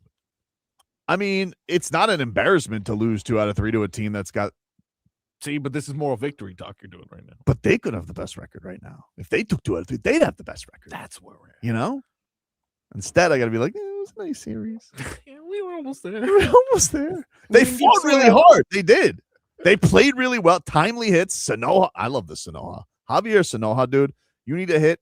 You have Javier Sanoja at the dish. Okay. I can already tell 15 years from now, you're going to hear conversations. They don't make him like Javier Sanoja. They don't make him like Javier Sanoja, dude. They don't. He plays every position. Timely hits. He's like 5'6", and you don't want him at the dish. You don't want him at the dish with the critical situation. I'm telling you. You don't want him at the dish. You don't want him at the dish. I was thinking that the other day. I was thinking, they don't make him like Jeremy Hermida. Can we also be honest with this Yankee Stadium? Oh, yeah. It's a Little League park. Come on. It really is a Little League park. Like, they already have Aaron Judge and Mike Stanton, Giancarlo Stanton, and Cody Bellinger, and Jazz Chisholm, and Wright. You also got to have the smallest ballpark known to man. It's so small. That's why when Giancarlo hit 60 here, right? 50. 59. He hit 59 in this ballpark. How many would that have been in Yankee Stadium? He might have broken Bonds' mark. But especially the short porch. It's enough already with the short porch. All right, let's grow up. Let's grow up a little bit. There are children who can hit it out of the short porch. This is Sandlot. Here's the other thing. We got to get out of here with this. Not like you can redo it. Fix it. How you gonna fix it? I don't know. The only way you can fix it is taking away seats. Taking away that money? Not going to be a problem again until October. Let me tell you something. They don't want to see us in October. They don't want to see us in October. Oh, you know what happens with the Marlins and Yankees playing in October. You know what happens. You know what happens, dude. Although I hope we don't do the opener thing again. All right, let's get it together. I was going to see Paddock bounce back a little bit, though. Baby was giving birth. I'll allow him to wear the cowboy hat to his next start. No. All right. I'll allow it. He earned it. He earned it. All He right. earned it. Augustine Ramirez.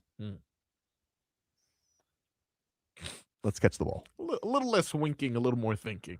Exactly, dude. Exactly. Wink. Oh, no, another pass ball. Okay. Come on, dude. What are we doing? I really do think, like, I got to imagine.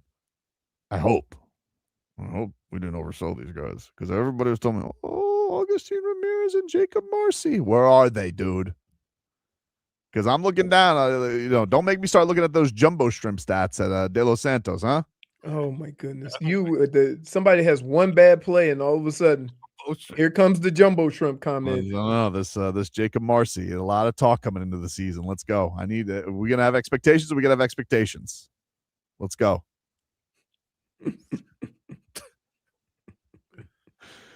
Oh man. So Fish back at it today. Looking forward to it. I also will say I like the MLB TV experience. I think it's a good streaming platform. People have always raved about it. I enjoy it. Way better than FanDuel. Let me tell you that much. Okay. FanDuel, garbage. Can't wait for that to be out of my life. It's so stupid. If I try and rewind 2 seconds on FanDuel, I'm at the beginning of the game. What a garbage app that is. That's horrible. I mean, this has been, such pure torture trying to watch Miami Heat basketball on the FanDuel Sports app. I can't wait for it to be gone. I can't wait. Whatever it is, it can't be worse than FanDuel. The worst. What a terrible viewing experience. And it's all technological because obviously I love Heat TV and all the work they do. Great broadcasters. Ron Rothstein's telling people to clock people. It's the best. Eric Reed, John Crotty. I love those guys. The app, the platform that it's on stinks. It stinks. I just wish we had a place. A Why don't somebody like Major League, like the NBA, buy that? That's probably what's going to happen. And then every local, so you start having the Heat broadcast and the Heat, their crew run that station. It's probably what's going to happen. I mean, that's probably what's going to end up. Is I'd imagine. And then the NBA would make even more money because they would own their own stuff.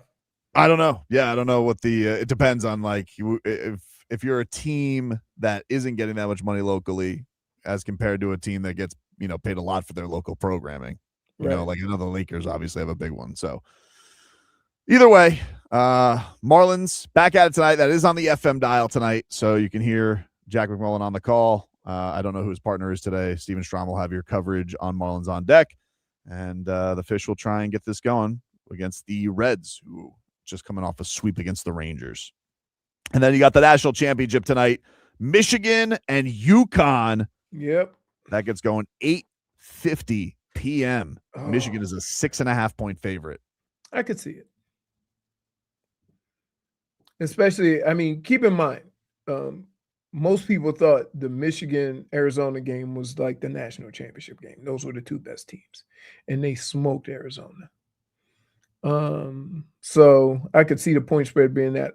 I think the game will be closer because I think that they're gonna bring this game and put this game in the mud if they can, and that's UConn. If they can't, it might be another blowout. I think you guys are gonna kill him. I hope you do. Me too. This guy needs to calm down. This Hurley. Enough of him. It's been. You know what they need to serve up. It's been 37 years since Michigan won a national championship. Damn, really? Yeah, it's been that long. It doesn't seem like it because of the Fab Five and all the. How far did Juwan take him? Didn't he get into the Final Four? Yeah, I think they made it to the Final Four, but they didn't win. They didn't win. Get to the championship game. You know what they need to serve up at UConn, dude? What? Humble pie. Humble. 2 slices for both their coaches. Now, aren't all college coaches a little intense? I don't know. Not like these two. I know Dusty May isn't. Nah, Dusty May seems cool. These two, Hurley and Auriemma, enough of them. Take a break. Back into some Dolphin shenanigans on the other side. We're back after this.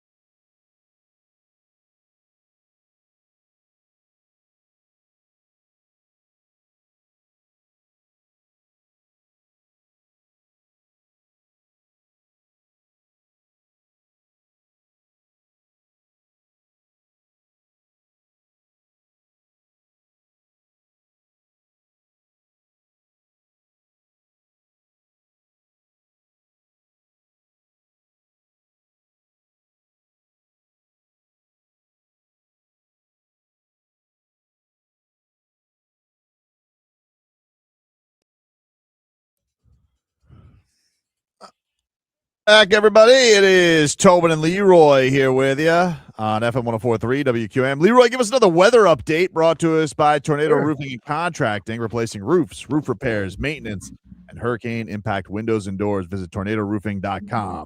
Heading over to the windowplex. Looks like it's a little same amount of cloudiness. It's partly cloudy, but mostly sun. Winds look like they've picked up a little bit, so I'm going to say they're closer to 15 miles an hour. Still out of the east, and it doesn't look like there's much of a chance for rain, but it is getting close to that time where we start getting those evening showers. So just a heads up on the way home. I would say it's about 82 degrees. Is it still accurate, Frogboy? As usual, 81 degrees right now. And as far as that precipitation goes, we are looking at 20 to 30%, but there is an increased chance tonight at around 40%. Like the night rain. Love the night rain. Know why? Why is Then that? rain during the day, I can still get my golf in. Selfish. Yeah. But do you wake up and the grass is extra dewy? It's always dewy in the morning. Do the do. Okay. Miami Dolphins hosted a bunch of prospects Oh. on the lead up to the NFL draft. Apparently, according to Ian Rapoport, this has been kicked around by some other reporters, but apparently today the Dolphins are hosting a pre-draft visit with Georgia State wide receiver Ted Hurst. So Is he a burner or is he a big guy? big guy, a little bit of speed, played at a small school, but I like small school stud receivers. That usually works out. I do like that. I like that. I do like I like that. that. You know what they call that? What do they call that? Hidden gem. Oh. You know what? Everybody's talking about it. He's kind of like everybody's got a hidden gem. It's it's the guy from Georgia State, Ted Hurst. But I don't care. Here's the deal. I think there's certain positions in football that those things kind of, it doesn't matter where you went to school, right? I mean, if you look at, where did T.O. go to school? Where did Randy Moss go? Where did Jerry Rice go to school? You saying we're getting Jerry Rice? No. You just said we're getting Randy Moss. No. What I'm saying is there's certain positions. There's certain positions in football that talent carries over. You know, no matter where you went to school. And I think wide receiver, we see that a lot. They also are set to host LSU cornerback Mansour Delane today. Wasn't he the hurt guy? No, that's Gerard McCoy. But McCoy had he had a very, very impressive pro day. Everybody was saying like he physically looks like really, really good. It's the real McCoy. He might be the real McCoy. Thank you. He might be the real McCoy. Oh my goodness. Did you just blow the smoke off of your guns? Wow. Oh, I go fire for the hip. I'm like Troy Aikman. Troy Aikman needs to be in the war room. He's got to be in the war room. Oh, yeah. Is he? Do you think he'll be in the war room? I want him in the war room. Although I do have a guy on Instagram, Mark, who said, like, Tobin, you're missing the point on this. Troy Aikman falling into his own bull bleep should have kept the lid on it. I guess he doesn't like that he's been like, if you know all these secrets. Oh, yeah. Why are you telling everybody? Yeah, you want to blab about it. Not a secret. Look, he's excited. I can't fault Troy Aikman for being a little excited. And so if he's sharing, if he's letting it be known, I think a couple things. One, he's probably like, oh, he's doing it with a Dallas podcast, and the Dallas people didn't want him. So he's like, oh, I'm a Dolphins guy now. Dolphins wanted my opinion on things. You didn't want my opinion. Jerry's never asked me. Jerry doesn't want his opinion. I didn't know. I do it myself. Do it myself. I'm all in. Shut up, Steven. But Dad, we should get Troy on. Shut up. Shit. He's a Jimmy guy. I'm all in. I'm all in. You see me? You think that has a lot to do with it? I don't know. Because he's a Jerry guy? I think because he's a well, I think Jimmy is the one who recommended him for the Dolphins job. I think when they reached out, like Jimmy's like, yeah, you guys should ask Troy Aikman. And who's not going to listen to Jimmy Johnson? Right. You know? But that's what I'm saying. You think Jerry and Jimmy, they're cordial, but they ain't there. You know what I mean? Maybe. I feel like it's cool. I think he doesn't not like him, but I think, he doesn't want to share his toy with anybody. That's his whole problem. Jerry Jones doesn't want to share his toy. He just wants to do everything because he's Jerry Jones, and he's going to make this George Pickens thing a thing. And I'm not going to care this offseason because it's George Pickens. It's one thing to do it with Micah Parsons. You're not going to do this with George Pickens. I'm sorry. I'm not falling for that. I'm all in. Crazy, man. But I like it. Who goes? Now, let me ask you this. I don't know how this works. When they do pre-draft workouts, does Malik Willis throw to that quarterback? Because it's his off season. Like, do you bring him in and say, "Hey, Malik, see who you like? Do you like him? Do you like Boston? You like Makai Lemon?" Maybe he finds a good rapport with somebody, or is that not part of the process? Is that like taint the jury pool? I don't know. Sometimes you know what? I'm trying to think. If you go there, if you go to come to the Dolphins, right, and they work you out during the summer, you may actually use a Dolphin quarterback. Right. Like I'm assuming it's Quinn Ewers is probably always at the available because he's a kiss ass. Mr. High. It could be Malik. But if it was Malik, I think Malik would be like, "Hey, this is my guy. Let's get him." It does happen, but think about this. If you have wide receivers working with Malik and you have a guy who's running routes and they're talking and their timing is great and everything looks like it's good compared to all the other guys, you got to consider it. Hey, the quarterback's comfortable with this guy.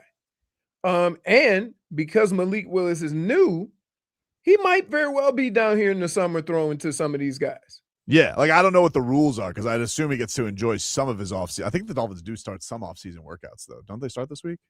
Usually just start lifting in shorts. They're already doing stuff. I think it starts after minicamp, which is first week of May. So they may start like a week or two before it. They got their first day is tomorrow, actually. And how far is that before how far is that before minicamp? Like 3 weeks? 21 through the 23rd. Yeah, voluntary minicamp. And then OTAs May 18th and 19th, 21st, 26th, 27th. Okay. And mandatory minicamp is in June. Okay. Now, they get 2 of them. Is they still do that? New coach usually gets 2 of them. Yeah. Well, mandatory, it looks like it's still just 1, but I think you get 2. They have a bunch of voluntary ones throughout April and May. But dude, like there's nobody on this team who's holding out. Come on. Right. But I remember when you have a new coach, there's 2 things. And I know you can start camp a week earlier. Regular camp. And then I think you get an extra mini camp, but I'm not sure. I think you get an extra week of off season, the workouts. So you do get more with a new coach. Yeah, I guess tomorrow's like weight room stuff, right? And meetings. I don't even think when you first start, I don't think you even have meetings. It's mostly just weight room stuff and then you might do some on the field stuff, but that stuff is not. That's where the coaches can't be a part of it. I would like the idea though if Malik Willis was throwing to him. That'd be kind of cool. But I don't know. I don't know if that's a normal thing or not. I'd like that, and then I thought Troy Aikman needs to be throwing these balls. Really? Troy needs to be out there. Aikman? Sunny where his mouth is. If the coaches can't be out there and you have an unspecified role, an unspecified role can do whatever he wants. Unspecified. I mean, but you think his arm strength is going to be good enough? Oh, he's got a little zip. Just, really? If he gets a little tired, if the wing gets tired, you call in Quinn, Yeah, for sure. You call in Quinn for the receivers you don't really like. Yeah. Quinn Ewers with you guys. Quinn Ewers is always like, "Hey, if Malik can't do it, I'll be right there, Mr. Halfley."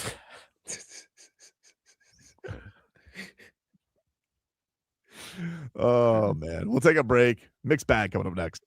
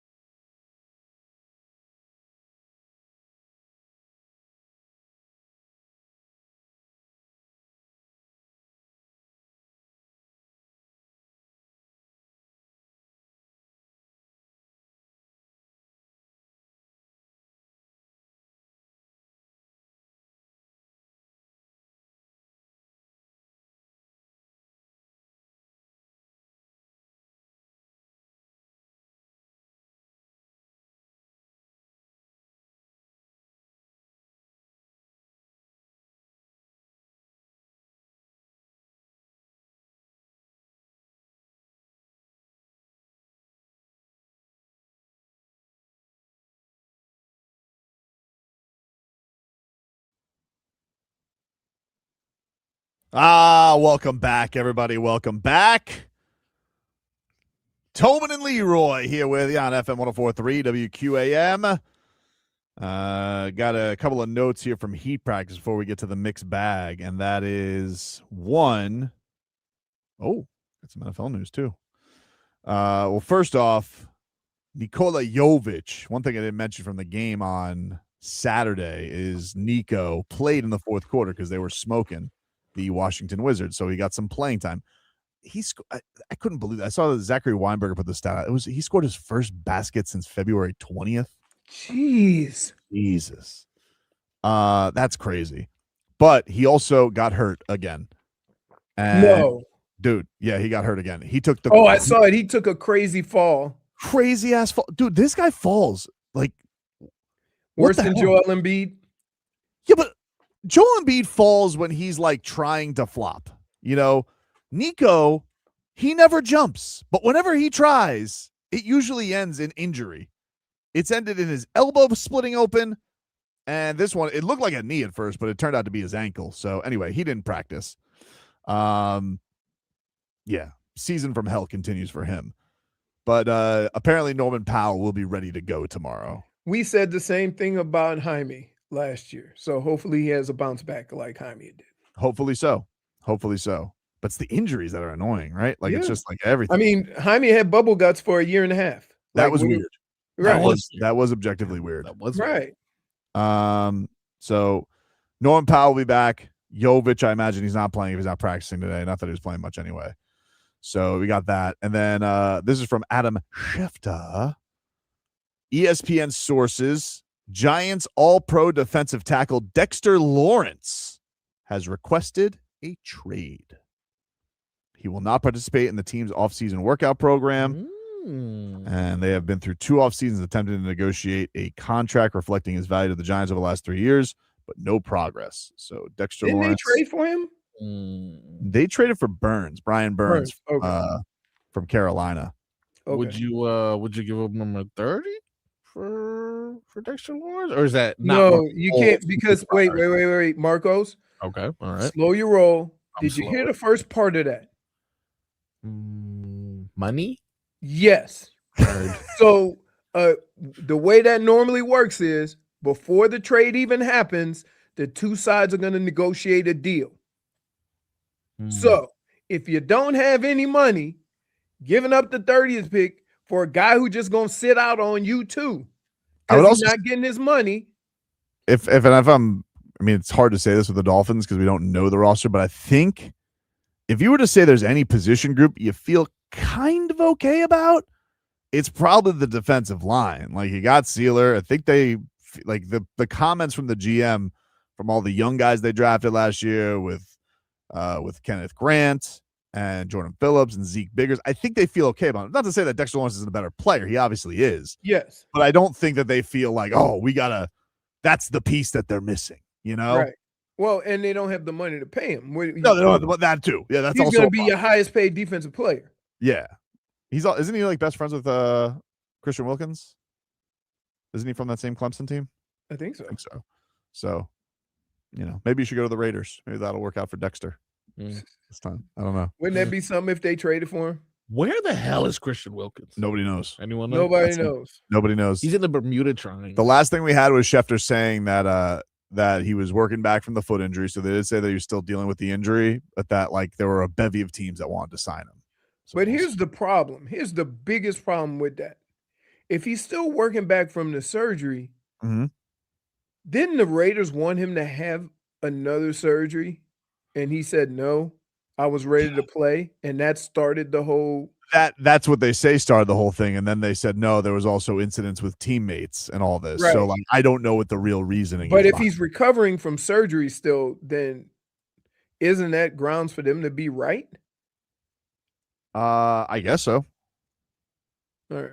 I'm just curious. I don't know. There's too many plot holes in all of this with them saying, oh no, but there was also something that a teammate didn't like, and and then that was just kind of all left in the air. So then everybody said that Christian Wilkins was being weird in the locker room, and that he needed to go, but we don't know because he hasn't been around. Anyway, let's get to the mixed bag, huh? Let's do it.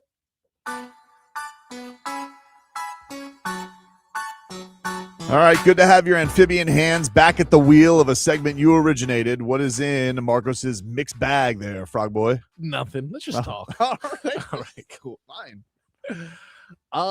Guys, all the kids are saying it now. They got a term when things are going well. What do they say? They're cooking. Oh, And you know who's cooking right now? who? Baseball. Mm. Baseball's cooking. Baseball, for the first time in a long time, is stealing headlines left and right, including, did you guys see this amazing performance by Mr. Joe Adele the other day? Dude, from the Angels. Yes, I did. This No, was I crazy. Did didn't. you Tell see me him, what happened. Leroy? I didn't see it. Leroy. 3 of the most amazing plays you can make, but robbing a home run has to be up there. Look at the full extension by this man. Look at the full extension, which, resulted. And look at this photo here that he has. Look at this as if he attended the game like a fan. Dude, it was so Right. crazy. He does look like a fan, right? Leroy, he robbed 3 home runs in that same game. And then the third one, he goes into the stand, he catches it, falls into the stands, and then like a fan behind him, she takes a photo of Joe Adele holding the ball up. And it's like the coolest photo ever. Like that It really is. Sure. He doesn't look like a player. He doesn't look like he's playing in the game. That's what. Well, when I first saw that, I was like, "Is he So just a fan wearing the jersey?" I have a question. Is baseball the only sport you can catch a ball like that, fall over the wall, and it's not considered a home run? Yeah, because in most sports, you have to be in. You have to either be in play or come well, back. it's the only into sport play. with a home run. I mean, Well, okay. Okay, everyone calm down. -1 Why? for Sass. That wasn't sass, dude. Sass. That was the only sport with a home run. dude, can I just tell you right now, Sass, dude? Hey, that what you just did to me, right? Is crimes of radio. Why? Really? Well, it's the only sport with a home run. Know what the hell I meant? And you said like it. That's why I just stay quiet. Like Leroy thinks they should have their toes down. I don't know what. Yeah, it's not like two. It's not. No. But what I'm saying is that you catch the ball out over the wall, but you don't stay in play. But you How are. is that? You see, how is that not a home I think run? he is. I think he You is. you have to stay in play. You can't just go run over the wall, run up the stairs, and make a catch. That's not a catch. You catch it. You catch it. It's like arena football. You catch it. You catch it. Yeah. All right. I don't understand. Like everybody. I think everybody like is cool with these rules. It's always been that way. No, the rule is the rule. I get it, but I'm just saying it's kind of weird that you can go out of play and catch the ball and it's still When an you out. have control of a ball, that's a catch. Even if you look at it like he has the catch, he has it. He's still in the field of play. It's not like he goes all the way in and catches it. He All right. has the ball, All right. and then he goes out of play. He already All right. caught it. All right. What about Shohei, right? He hits a skyrocket up. Gives you enough time to jump over that, maybe go about 3 rows up and catch it in row F, seat 28. Is that out? He caught it. I think it should be out. Wait. Marcos, that was my exact damn point. It wasn't your point. You didn't say Yes, it was. First of all, He you just asked- explained it. You thought football had home No, runs. here's what you said. I did hear Here's what you said when I said, "Oh, he can run up in the stands and catch it." You go, "A catch is a catch," and now you just change your mind and say, "Well, no, you can't go." I think you can. I think a catch is a catch. That's But, not like, what nobody- you said, though. Nobody can. No, what you said was other sports had home runs. No, I didn't say that. I think I heard you say that. I said in most other sports, that requires a catch, you have to catch it in the field of play. In baseball, like even if he catches it and ends up does he have to maintain his body in play? Being that you could go up the wall and catch it and whatever, but you got to come back down on this side of the wall. You can't just run up in the stand. If you catch the ball, you catch the ball. You're a real loser if you're going to see. But that's not. You just said the totally opposite with Marcos. I did say the total opposite. He just said that if he hits, I said if he catches it, catches a catch. Catches a catch. All right. So I go up 4 rows. I talk to the beer guy real quick. He's yelling at me. He wears a funny hat. Mm-hmm. We're discussing how pricey those beers are. $18.75 at this new. What happened with Jose Canseco? Over the head. It hit him on the head though. He never caught it. Doesn't matter though. What happened? What was it called? He never caught it. Concussion. Home run. Oh. I think that hurt. Or I think he just didn't even realize. I don't think he realized. I think he was on so much juice that his brain muscles didn't even feel it. Should have caught it. Catch is a catch, dude. All right. Who wants to hate this?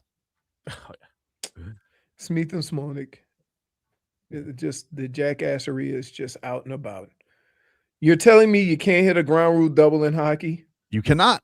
I don't think so. You cannot. I've checked. You know what I say though? Like if you don't, don't say no. Just let it go. Let's talk about what else is in the mixed bag, Marcos? I got good news and I got bad news. Okay. The good news is Caron Butler is cooking. Wow. The bad news is Caron Butler's cooking.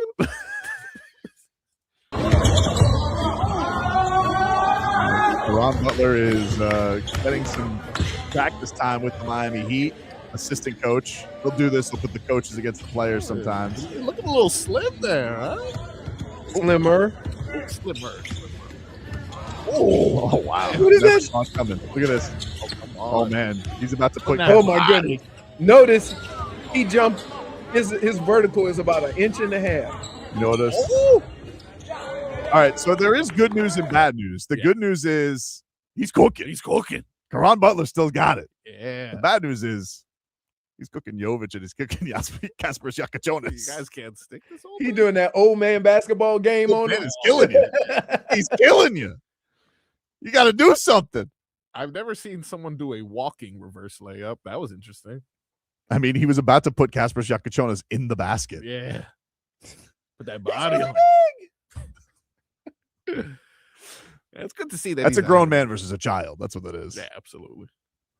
Doing his thing, though, man. He's doing his thing. Caron's a nice guy. Oh, he's the best. The best. Yep. And as soon as they kick everybody up, he's the new Chris Quinn. No, don't do that, dude. Stop kicking people places. It'd be great if Caron just looks. He's like, "Get those Olay twins out here!" Oh God. Tough Juice wants a piece. Tough Juice. Norman Powell and Tyler Hero look at each other like, "Uh-oh." And wouldn't that be something if Caron just start talking to himself in the third person? Right. Got anything else? Balling today. Tough Juice balling today. Going down smooth, Olay twins. What if he something after he cooked? Yeah, after he cooked Tyler, he just starts going. Ole! Ole! Oh no! Does Norman Powell look a little bit like Rudy Gobert in that photo? What? I don't like it. No, that's a little Gobert-ish. Oh no, that's no. There's my what boy. you doing? Okay. What else we got in the mixed bag, Marcos? Oh, we got someone talking junk, dude. Ooh. This is a continuing, developing story. It seems a lot of things are coming out from this latest regime, including some not so kind words from Raheem Mostert, who, as you know, spent a significant portion of his career with a record holder. I mean, his best games came under Mike McDaniel when the rest of the league wouldn't give this 30-plus-year-old a chance. A sniff. Mike McDaniel did until Dawn A changed around. It was like, you can go. But, that did not stop Raheem. He was on a podcast recently, Fourth and South, which is with Jarvis Landry and Leonard Fournette, who are actually. I think Jarvis Landry recently called him out, so it was good to see them because Raheem Mostert was upset about Mike McDaniel. He goes, "What are you so upset about, coaches? You should be able to motivate yourself." Sounds like Raheem wanted to give his side of the story. Pulled up in person.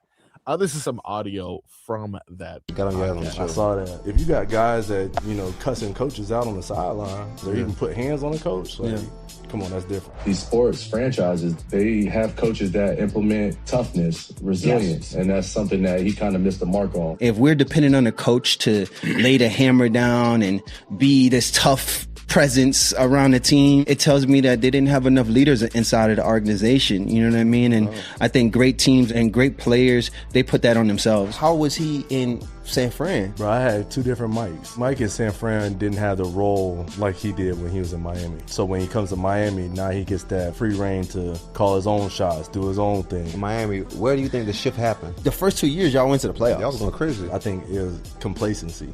Those years we had the talent. I mean, it was just like y'all in Cleveland. Yeah. Y'all had the talent. The defense was stout. Yeah. I just felt like it was just a little bit of complacency, but all right. Complacency. Hands on coaches? No, he said if somebody were to do that. He said so. He said players put hands on a coach. Yeah, he said if you got that going on, I don't know. Who you think? I would say it's one thing to get comfortable with your situation, but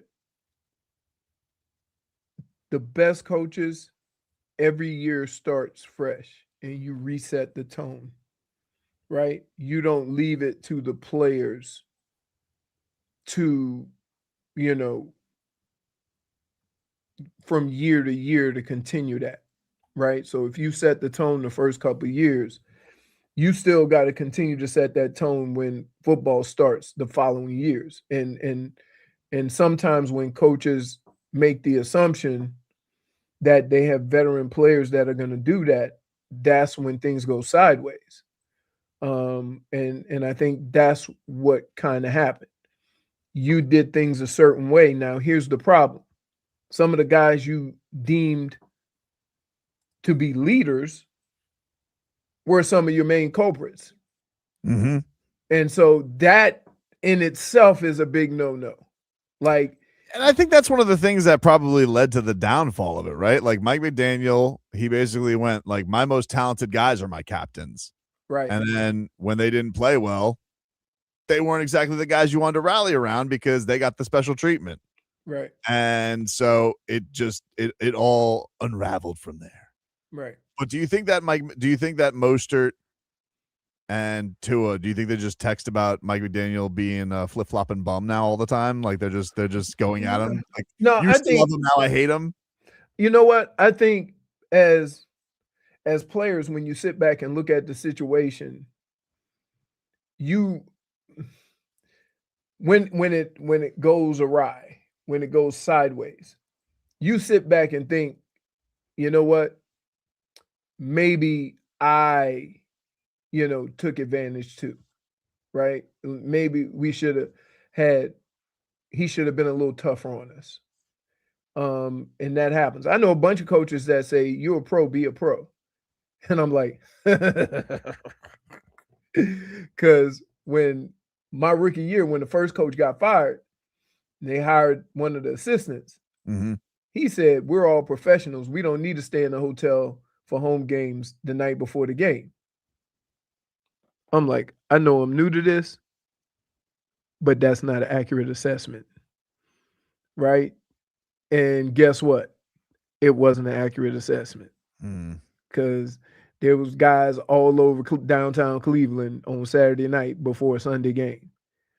And the thing is that guys don't, we're used to being coached hard.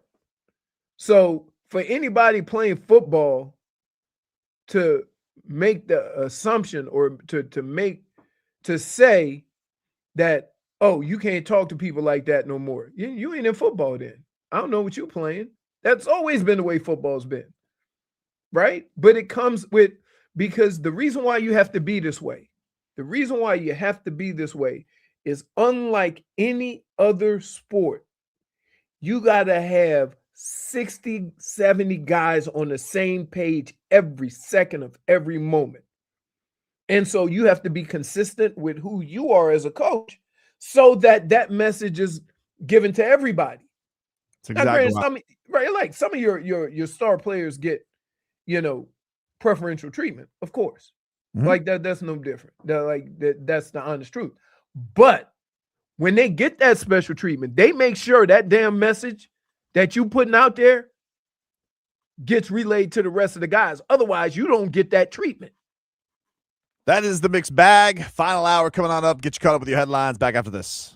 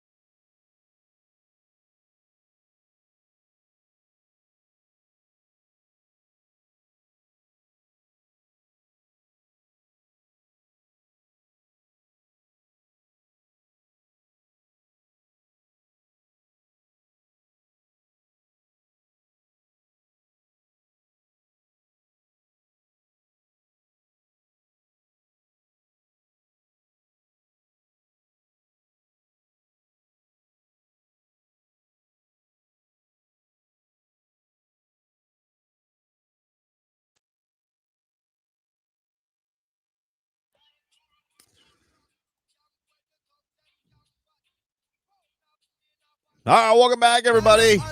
Tobin and Leroy here with you on FM 104.3 WQAM. Take you guys up until 2 here on the program. Get to our headlines this hour, brought to you by Doral Hyundai. You always pay less than the price. Cito at Doral Hyundai. Visit them at Doral Hyundai or DoralHyundai.com. Miami Heat, they'll be back in action tomorrow. They're taking on the Raptors. Practice today. No Niko Jovic. He hurt his ankle late in the Wizards game. Norman Powell should be good to go. He's missed the last handful of games with an illness. So should have him and Tyler Hero back, although I think they've won 4 straight without them playing, both of them. So small sample size. Yeah. Still 4 straight. 4 straight's 4 straight. Right. 4 straight wouldn't be in the play-in. Listen, 4 straight for the Miami Heat is like tying their record almost. Pretty much, yeah. So they're back at it. The Marlins, they are also back at it. Quick turnaround for them because they had to wait forever because dumbass Yankee Stadium doesn't have a roof. Wait out of rain. I don't like rain delays. How did we deal with this for so long? I'm so numb to it. I'm like, oh yeah, rain. A lot of doubleheaders. Rain delays. Why do we still play professional sports outside? Why is that a thing? I don't know. People like it. You know, they feel like they're experiencing something, but you know, it's good to be out. No lie. It is good to be out and about in the summer and be outdoors with a nice baseball game. Yeah. Well, the Marlins, they got to start a 4-gamer this week with the Cincinnati Reds. Jansen Junk on the hill. Marlins took 1 of 3 from the Yankees. Could have 2 of 3. Well, could have gone swept. You're still like having a dilemma with this. Should I be proud of that series or should I be annoyed with that series? I don't know. I was like, you know what? I am impressed with you know what it is? Impressed with their fight. Okay. Gritty team. The Marlins are a pain in the ass. Even a lot of the Yankees buzz that I'm seeing, like, I don't like playing that team. Remember, the Marlins swept them last year. Yeah. They don't like playing the Marlins. Bullpen, much to be desired. That was not a great series from them. Walks galore. Didn't love it. And Augustine Ramirez, great at the ABS challenge. Still some challenges catching the ball. So, and also Jacob Marcy, let's go. What are we waiting for? What are we waiting for, dude? I don't know if you know, hey, by my count, it's April 6th. Time to get going. Let's go. Need a hit. Well, it's been 8 games, 9 games. It's been too many games. Too many games. Too many. Let's go. What do you say he needs to learn? Or oh, you're gonna learn hammerheads, buddy. All right. That's crazy. Too many expectations to put on a guy who's played half a season of baseball, maybe. But this is what happens when you parade him around as the face of the franchise. Let's go. I think this is a good barometer as to how you should feel about this. Maybe 2 years ago, Marlins facing the Yankees going up there. Would you be proud of the performance that they just put up? A short. I don't even know if I'm not proud of the performance they put up. I thought there was a lot of things that were good about this weekend. I thought they were feisty. I thought they were feisty, but now I feel like I don't want just feisty. I want 2 or 3. That's good though. I want 2 or 3. That means your like the Reds expectations are growing. Reds are playing good baseball right now. They're coming off of a sweep. Yep. Same record as you. Normal. Isn't it early? How many games? I don't know how it works. They used to say like 25 games in basketball. What is baseball? Oh, I don't know. I'm judging them off the each pitcher gets like 4 starts, and then you get a better idea of where you are. 4 starts. 4. That's what? 25 4 starts. Isn't that 25 games? No, we're right at it. Okay. Sandy came out here. They haven't even played a 10th of their season. I don't care. It's like the NFL playing 2 games. Guess what a bad month does to you? Knocks you out of the playoffs. But we're not even there yet. I'm there. Oh. Do you want me to care or you want me to not care? I don't even know if I'm upset. I just don't know if I should be upset or if I should be proud. I don't know. Let me ask you a question. And this is an honest question. What do you expect from this year's Marlins? I don't know. I don't even have a projection. So how can you be upset or unhappy? See, because here's the thing. You're going to ask that question and you're going to do your big picture type of thing because you always do that. That's your big move. I like to enjoy. It's a long season.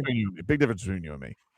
I, Brendan Tobin, I like to do a little thing called enjoy sports day by day. You, because you're like some Zen guru or something, like say, No, I'm not. Oh, no. You've had your piece. You sit back and you're always like, oh, it's a big picture. There's so many more games left. If I always went like that, there would be no point to this. You can still enjoy baseball. No, apparently to you, I can't. He is a goalpost mover. You're a goalpost mover. Objectively, we should call you the groundskeeper. You're Don't the facts change during the course of a year? Yeah, but you don't even want me to watch it throughout the season. You're like, what? No, I didn't say that. Why none of this stuff matters? I didn't say that. What I'm saying is, in order to feel a certain way, you should have expected something beforehand. No. I expect them to be. I think I expect them to be decent, but I don't know if they could be better than decent. Right. I don't. So really, you have to kind of wait and see, right? That's all. Yeah, but there are things. See, here's the thing. I think that I am impressed that they really pressed the Yankees all weekend, and especially that they got a game. But also, I think there are things that they could have won that series. Right. I But think that kind of is what says, and I'm not ready to say this right now, but that would lead me into they're not there yet.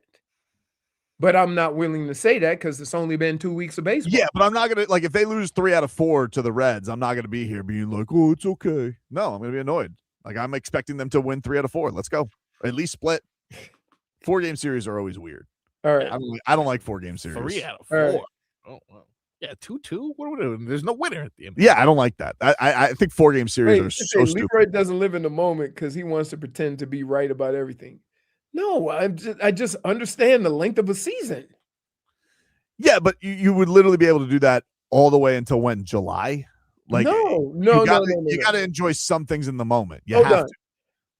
After a certain period of games, you can tell what your team is, what they need to improve on to be successful for that year. Right? Yeah, but there were a lot of things that needed improving this weekend. Like I think there would have been times. Only been this weekend. It's their 3rd series of the season. So what? That's all. Everybody else has 3 series. We can't judge them. All right. You know what I mean? Like what you want to say it's line 20, but here's the thing. If I did that after 20 games, I know exactly what you would do. What? It's only been 20 games. Only been 20 games. Wait till at least All-Star break after 20 games. That's exactly what you would do. All right. You want it to be like minor league baseball where they have a first half and a second half. No. All right. I guess I'm an idiot and it makes no sense. It's not that you're an idiot. So don't do that. Let's get ready for the World Series. No. Classic you. You now you want to act passive aggressive like I'm bullying you. It's just no. It's like this you is what are. you do. You do the same thing in every sport. You got pots and pans after 2 weeks of baseball. I'm not pots and pans. How can it be pots and pans if I'm saying I'm slightly disappointed but also impressed with the series this weekend? How is that pots and pans? All right. I'm not allowed to be disappointed in my team if they didn't play well. Like, all right. Yeah. But then I can't be happy if they're good either. So let me ask you a question. This would be the radio show. Can you this be would be the radio show. No. But this would be the radio show. Things happen this weekend, guys, but don't worry. It's only 12 games in. Only 12 games. So let me ask you this. Who does stuff like that? If you're disappointed about how your team played, then you were expecting something. And if you were expecting something and didn't get it, is it because they're not good enough yet? Yeah, maybe. But I go into every game, no matter what team I root for, I always go into a game hoping they win. And if they play close, I'm going to think about how they didn't win. Even if it's the Heat against the Thunder, or it's the Marlins against the Yankees, or it's the Dolphins against the good Chiefs. Like I'm going to think that way regardless. The good Chiefs. Yeah, not the washed Mahomes Chiefs. I just couldn't think of a good team right off the. Who won the Super Bowl? Seattle Seahawks. Weird. Yeah. By the way, Sam Darnold. We sure?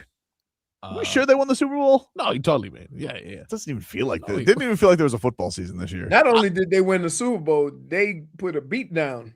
Yeah, crazy. I really just there was some sort of football going on during the Bad Bunny concert. I don't know what the hell was going on. crazy. He does do this though, Marcos. I mean, He's you would a bit agree. of a- You would agree. Oh, He does do this. Let's just wait till All-Star break. That's what you usually tell the team. And then All-Star break comes. He's like, well, I mean, we got to wait closer to the playoff push, don't And we? enjoy it. I haven't won a playoff game yet. And then we go to playoff game and next series. Winners are made in the divisional round. And it's like, you know what, Leroy? Sorry, too much? We're bullying him at this point. Not bullying him. He's bullying me. I'm not bullying you. You started it. I didn't start it. Take a break. 15 minutes of heat next.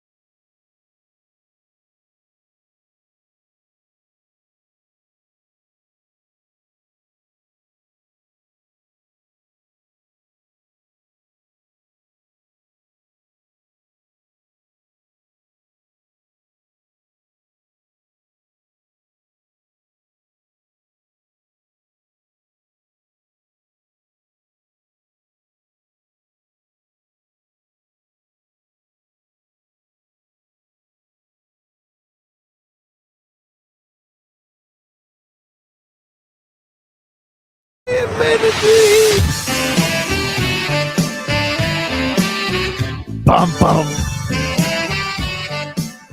15 minutes of heat here, brought to you by Doral Kia. You always pay less with your Pricito at Doral Kia. Visit them at Doral Kia or DoralKia.com as the Miami Heat will take on the Raptors. They are 10th in Plainville right now. One game back of the Orlando Magic, who beat the Pelicans yesterday. And so this is where we're at right now, staring down the barrel of being the 10 seed again. I thought Ethan Skolnick made a very sad but good point where he said the Heat basically right now are in front of one team that tried to win in the East, the Milwaukee Bucks. Yep. That is depressing. That is depressing. Will this be the year though? Like honestly, if we sit around here, boys, and we look at each other, you know, and we thought last year, biggest margin of defeat of all time in a playoff series. Surely this will be the year they do something seismic, some type of direction, tear something down, add something up. Norman Powell fell into their laps. Okay. Changed the offense a little bit, tweaked it. And what do you know? Tyler Hero and Norman Powell, both unhealthy throughout the year. And don't even know if we liked it better when they were here.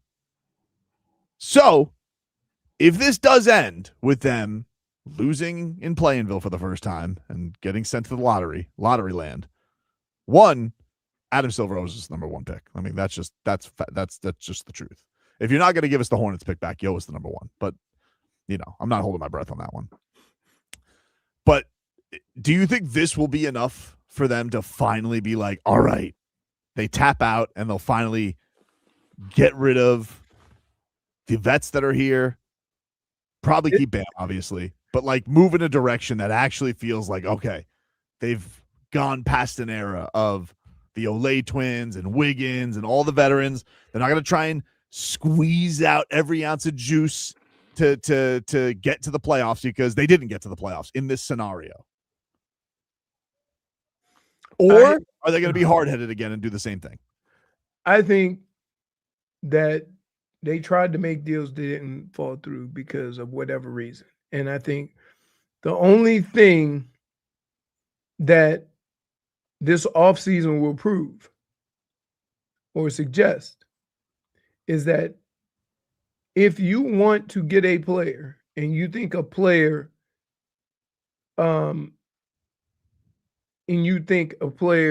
is going to make a difference on your team, then you shouldn't be making demands or holding on to any players, because all the guys that you didn't want to get rid of are hurt and gave you nothing this year. So I think what that did was open up their eyes to, hey, if we really want somebody and we know what that guy can do, we got to be more selective with who we protect and who we involve in the draft to get said player. Because that didn't work out doing it that way.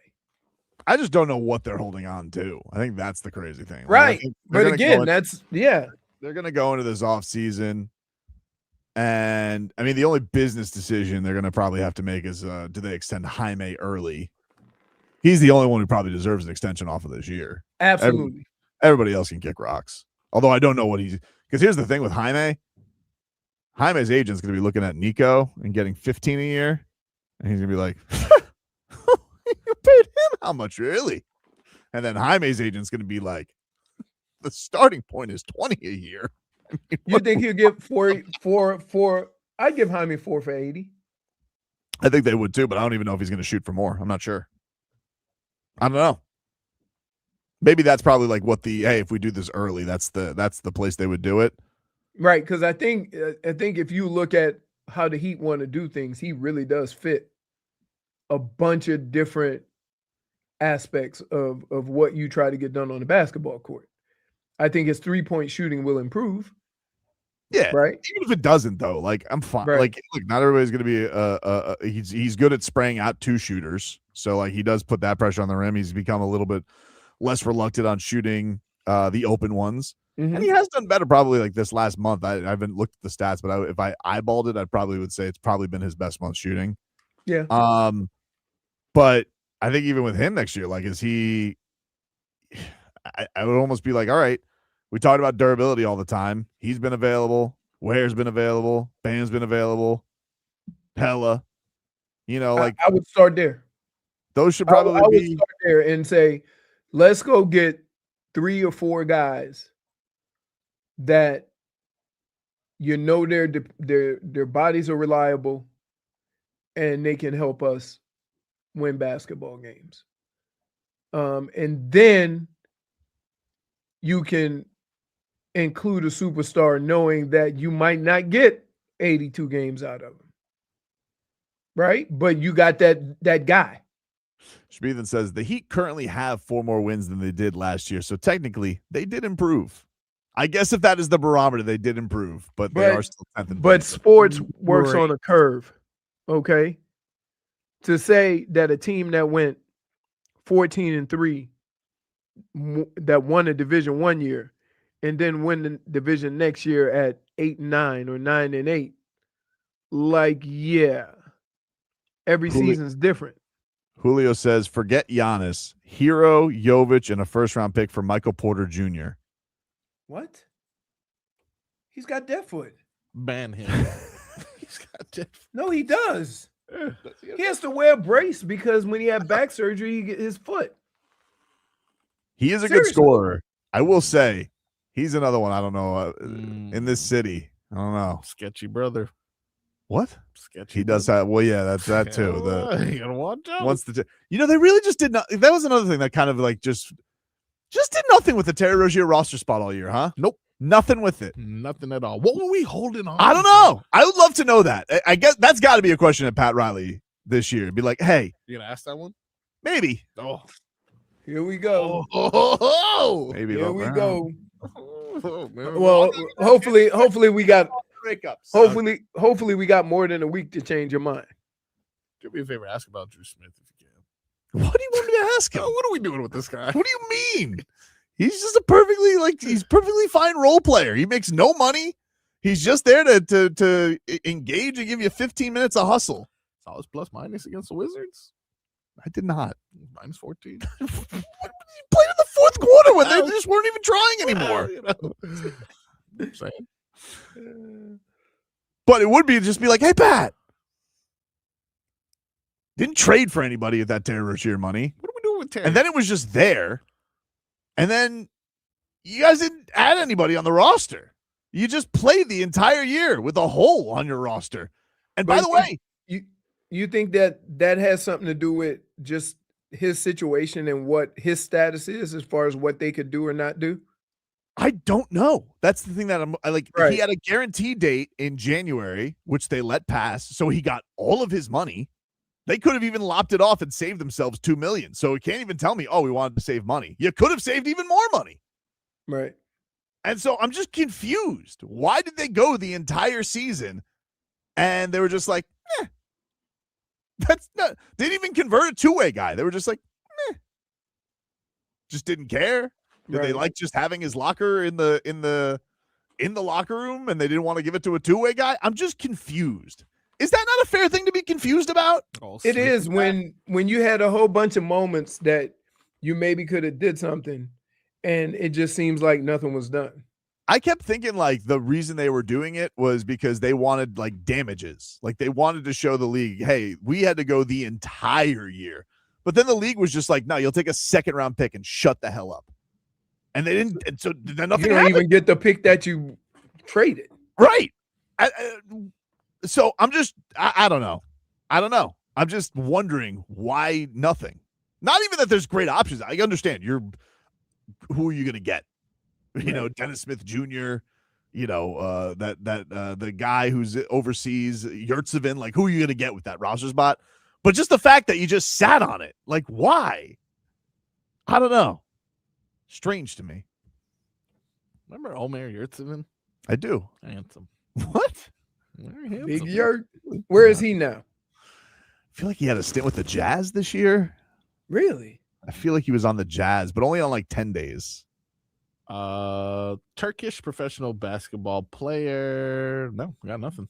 No current team. Oh, Warriors signing ex-Celtic He was on the Celtics apparently. He was? Yeah, apparently.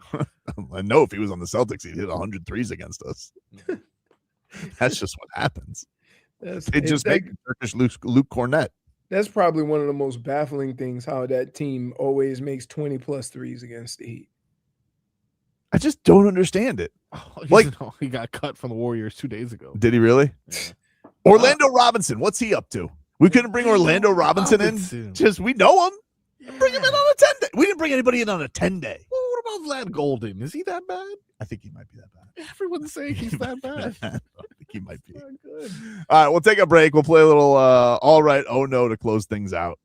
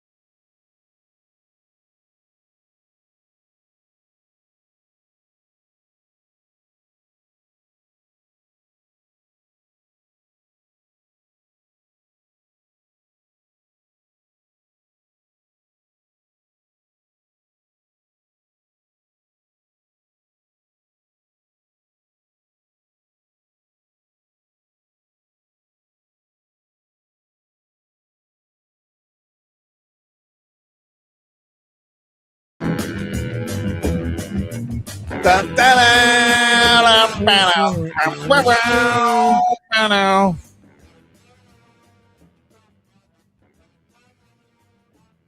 back, everybody. Tobin and Leroy here with you, FM 104.3 WQAM. Time to get to a little all right. Oh, no. Oh, no. To close things out here on a Monday. My all right goes to that rascal, Troy Aikman. Oh, what a guy. What a guy. Right. This guy is going to fix the Dolphins, dude. My boy. My oh, no. Goes to Jennifer and Leroy. You guys don't like the ZipRecruiter song? I didn't say that. It's a great song. No. Tobin, I told you the other day I came in, I saw the actual commercial. Such a bop, dude. That's one of the great jingles of all time. I love that song. A little flat there. You need more like. Oh, there we go. Wow. Try it free, and after 30 days, we charge your credit card. Which is completely reasonable price for ZipRecruiter. Great people. What do you have for your all right? No, Leroy. So my all right goes to Easter candy. All right. Everybody else's Easter is on Sunday. My Easter is on Monday for the table candy. That means that all the little candies you put with Easter packaging go on the table at Publix and are half off. I'm going to make a killing soon as the show is over. My oh no goes to Peeps. Why are we still running Peeps out to the stores? Nobody eats Peeps. Nope. I've never seen a person eat a Peep. Has anybody seen a person eat a Peep? They have all different color Peeps. I can't say that I've seen them alone. I can't say I've seen anybody eat a Peep, but someone's got to like them. Why would they keep making them? Every day they have different colors now. Like, who makes Peeps? Is that Nestle? No, I don't know. The same person who makes candy corn. They gotta be. Oh yeah, they're like yeah. They're the Conor McGregor of candy. They just here to make a ruckus. They're famous for no reason. Like, let's just come on. It says Peeps marshmallow candies are made by Just Born Quality Confections. They're founded in 1923, based in Bethlehem, Pennsylvania, produce over 5.5 million Peeps daily. And only 3 of them are eaten. They make other known candies, including Mike and Ike, Molly's, and the Golden Peanut. I hate that. That's the marshmallow peanut. Oh, of course. I like Mike and Ike's. Yeah, Mike and Ike isn't bad. Should I put in AI? Do people actually like Peeps? Yes. I can answer that. No. And then they had the audacity to come out. Used to only be yellow and pink. Now they have a whole bunch of other different colors. Really? Someone's got to like them. Somebody. Will somebody please in the chat? Who eats Peeps? Do you want the answer that they have? Yeah. I want to hear it. AI says, yes, people actually do like Peeps, but they are highly divisive. Love it or hate it candy. Surveys show a significant portions of Americans dislike them. About 25 to 50 people enjoy them. 700 million plus Peeps are sold each year. Here, the real SDI. Peeps are one of life's best treats, and that's why you're the real SDI. Like, who do you want? Nobody eats Peeps. If humans were Transformers, Tobin would transfer into a Peep. Transform into a Peep. It makes sense. Like, yeah, I remember Peeps. When you used to get the Easter baskets, they used to just put the Peeps for like decoration because they came in yellow and pink and it made your basket look good. But nobody ate them. Jennifer, can you speak? No. All right. If I were to do Jennifer, I guess it would say her. Oh no, there definitely is going to be the microphone. Would be Tobin. Oh, I thought we were going to talk about Carlos Olberg. Oh my goodness! Whoa, my God. Wow, what a phony that one was. She changed her tune quickly. He changed it. Of course, she was like, I am out on Carlos Olberg. Then all of a sudden, beep, like. sound really bad right now, okay? Whoa! Oh, now you can talk. Whoa, we hear you just fine. You can hear me just fine? Yeah. I mean, I'm pretty sure it's not great quality, though. No, It's it's fine. fine. It's quality enough for the last segment. Oh my Okay. goodness. I'm sorry. Jennifer. Don't you dare put words Jennifer, what happened this past weekend Yeah. in your flip-floppery was kind of embarrassing. No. It's Oh not my flip-floppery. It Oh. was a... Why do you gotta do that? That throws me off every time. Listen, okay? The facts changed. No, they Okay. did not. And true colors were shown. Therefore, I had a change of opinion, and that's it. We're done with it, and I'm moving on. Until you weren't, though, and then you Until saw you weren't. Carlos. What did I do? Look, you're not even looking at a picture of him, and you're playing with your hair. You're playing with your hair. You're like, oh my goodness, I'm back, got the vapors. Oh my goodness, he's so dreamy. Don't speak for me. Don't speak for me. He's so dreamy. Oh my goodness. Besides your microphone, do you have an all right?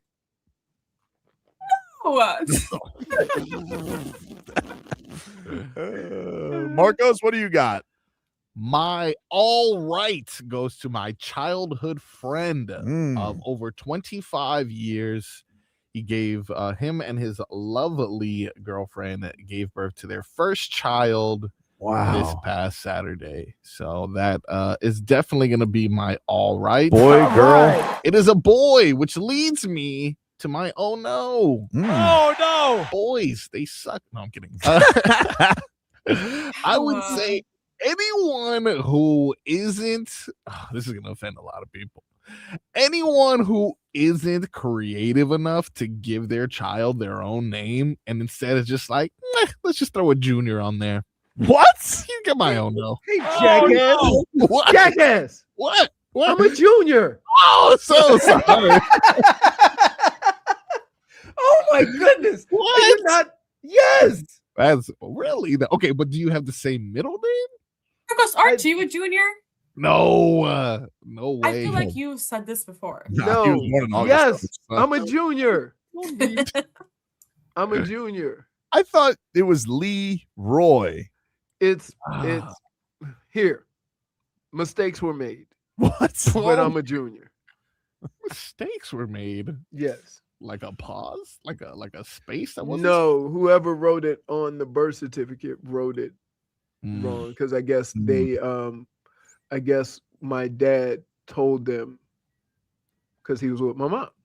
So, and what do you want to say? And they wrote it down, and they didn't confirm, and they just sent it in, and that's how it got that way. So but that's okay. Listen, you had Marcos, I would ask in the future that you are more aware of your surroundings and the people you work with before you go off on a tangent like that. That basically takes out one of your friends. I'm so sorry. You know what? I do have an all right though. Oh, all right. Having Marco's back. Yeah. I missed you, buddy. Yeah, I know. Guys. And wait, guess how we got the announcement? Lynn sent the text. Frogboy Monday. Yeah. He's on. Yeah, I like the bits. I love the bits. Love the rats. I love that The damage rats. thing you guys do. All right. Well, that is all right and oh no here on a Monday. Yeah, I'm oh no, I'm hurt.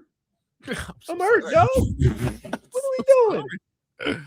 Leroy, you're very unique. Don't worry, okay? You just took me out though. Hey, you're the best Leroy I know. Yep, you're the only Leroy I know. Yeah. Wow. Leroy Jethro Gibbs Yeah, see, that guy sucks. Unless from you're NCIS. Oh, okay.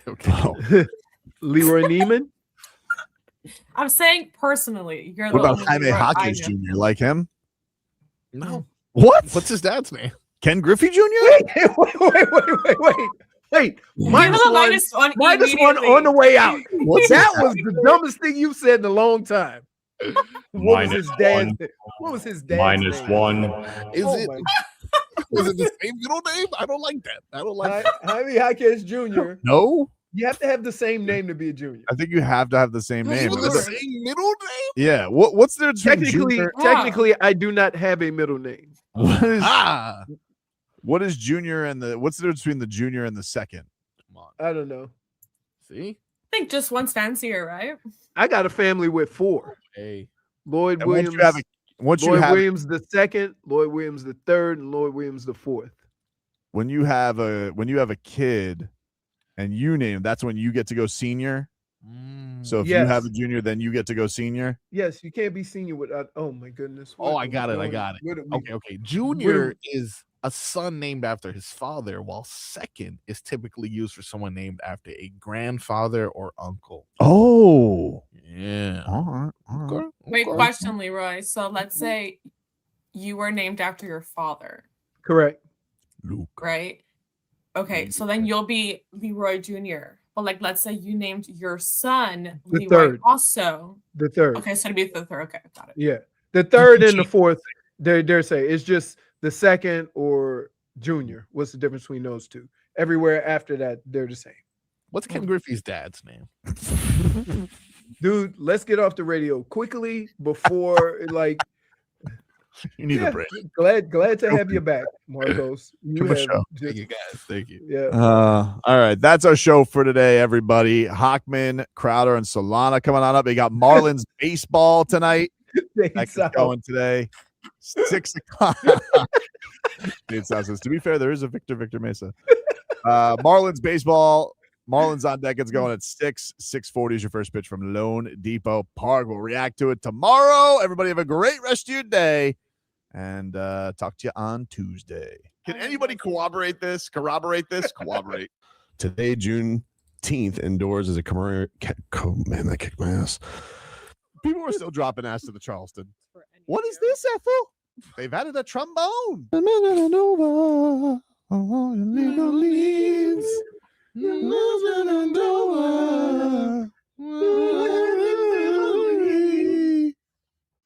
a show pony.